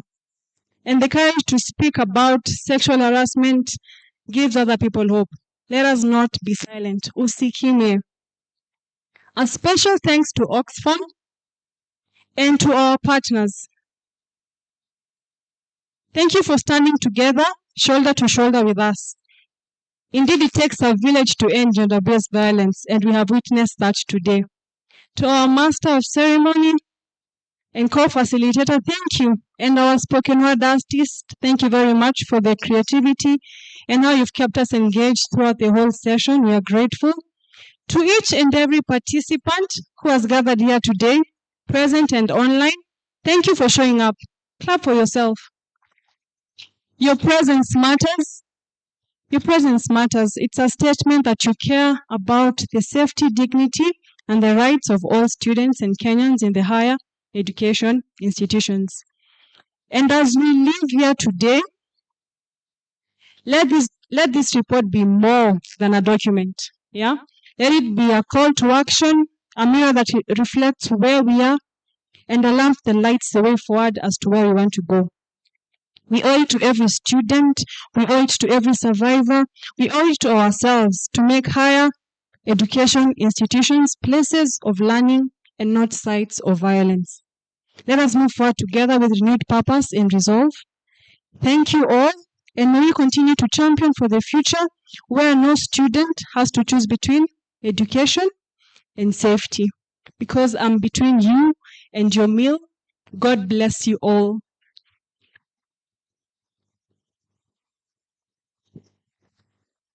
And now as we close, I volunteer to do a prayer. Come Lennox. Lennox na uweke kizungu rahisi, eh?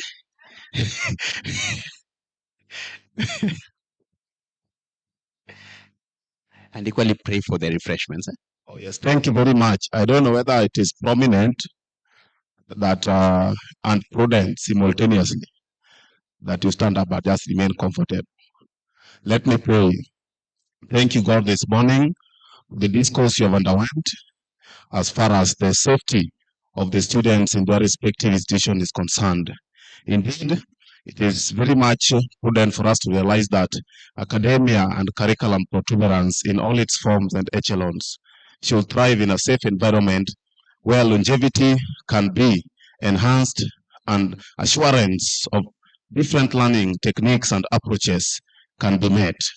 As we want to depart from this place, keep us in great homogeneity of understanding that in different diverse places we shall be going on, both in diurnal times and nocturnal moments, we shall always be safe.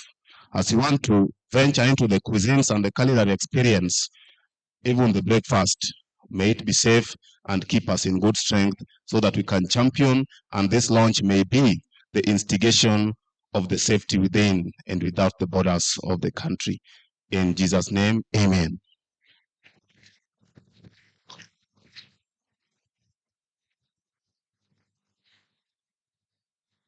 Iko watu wametafuta mali, anasema chai akuda.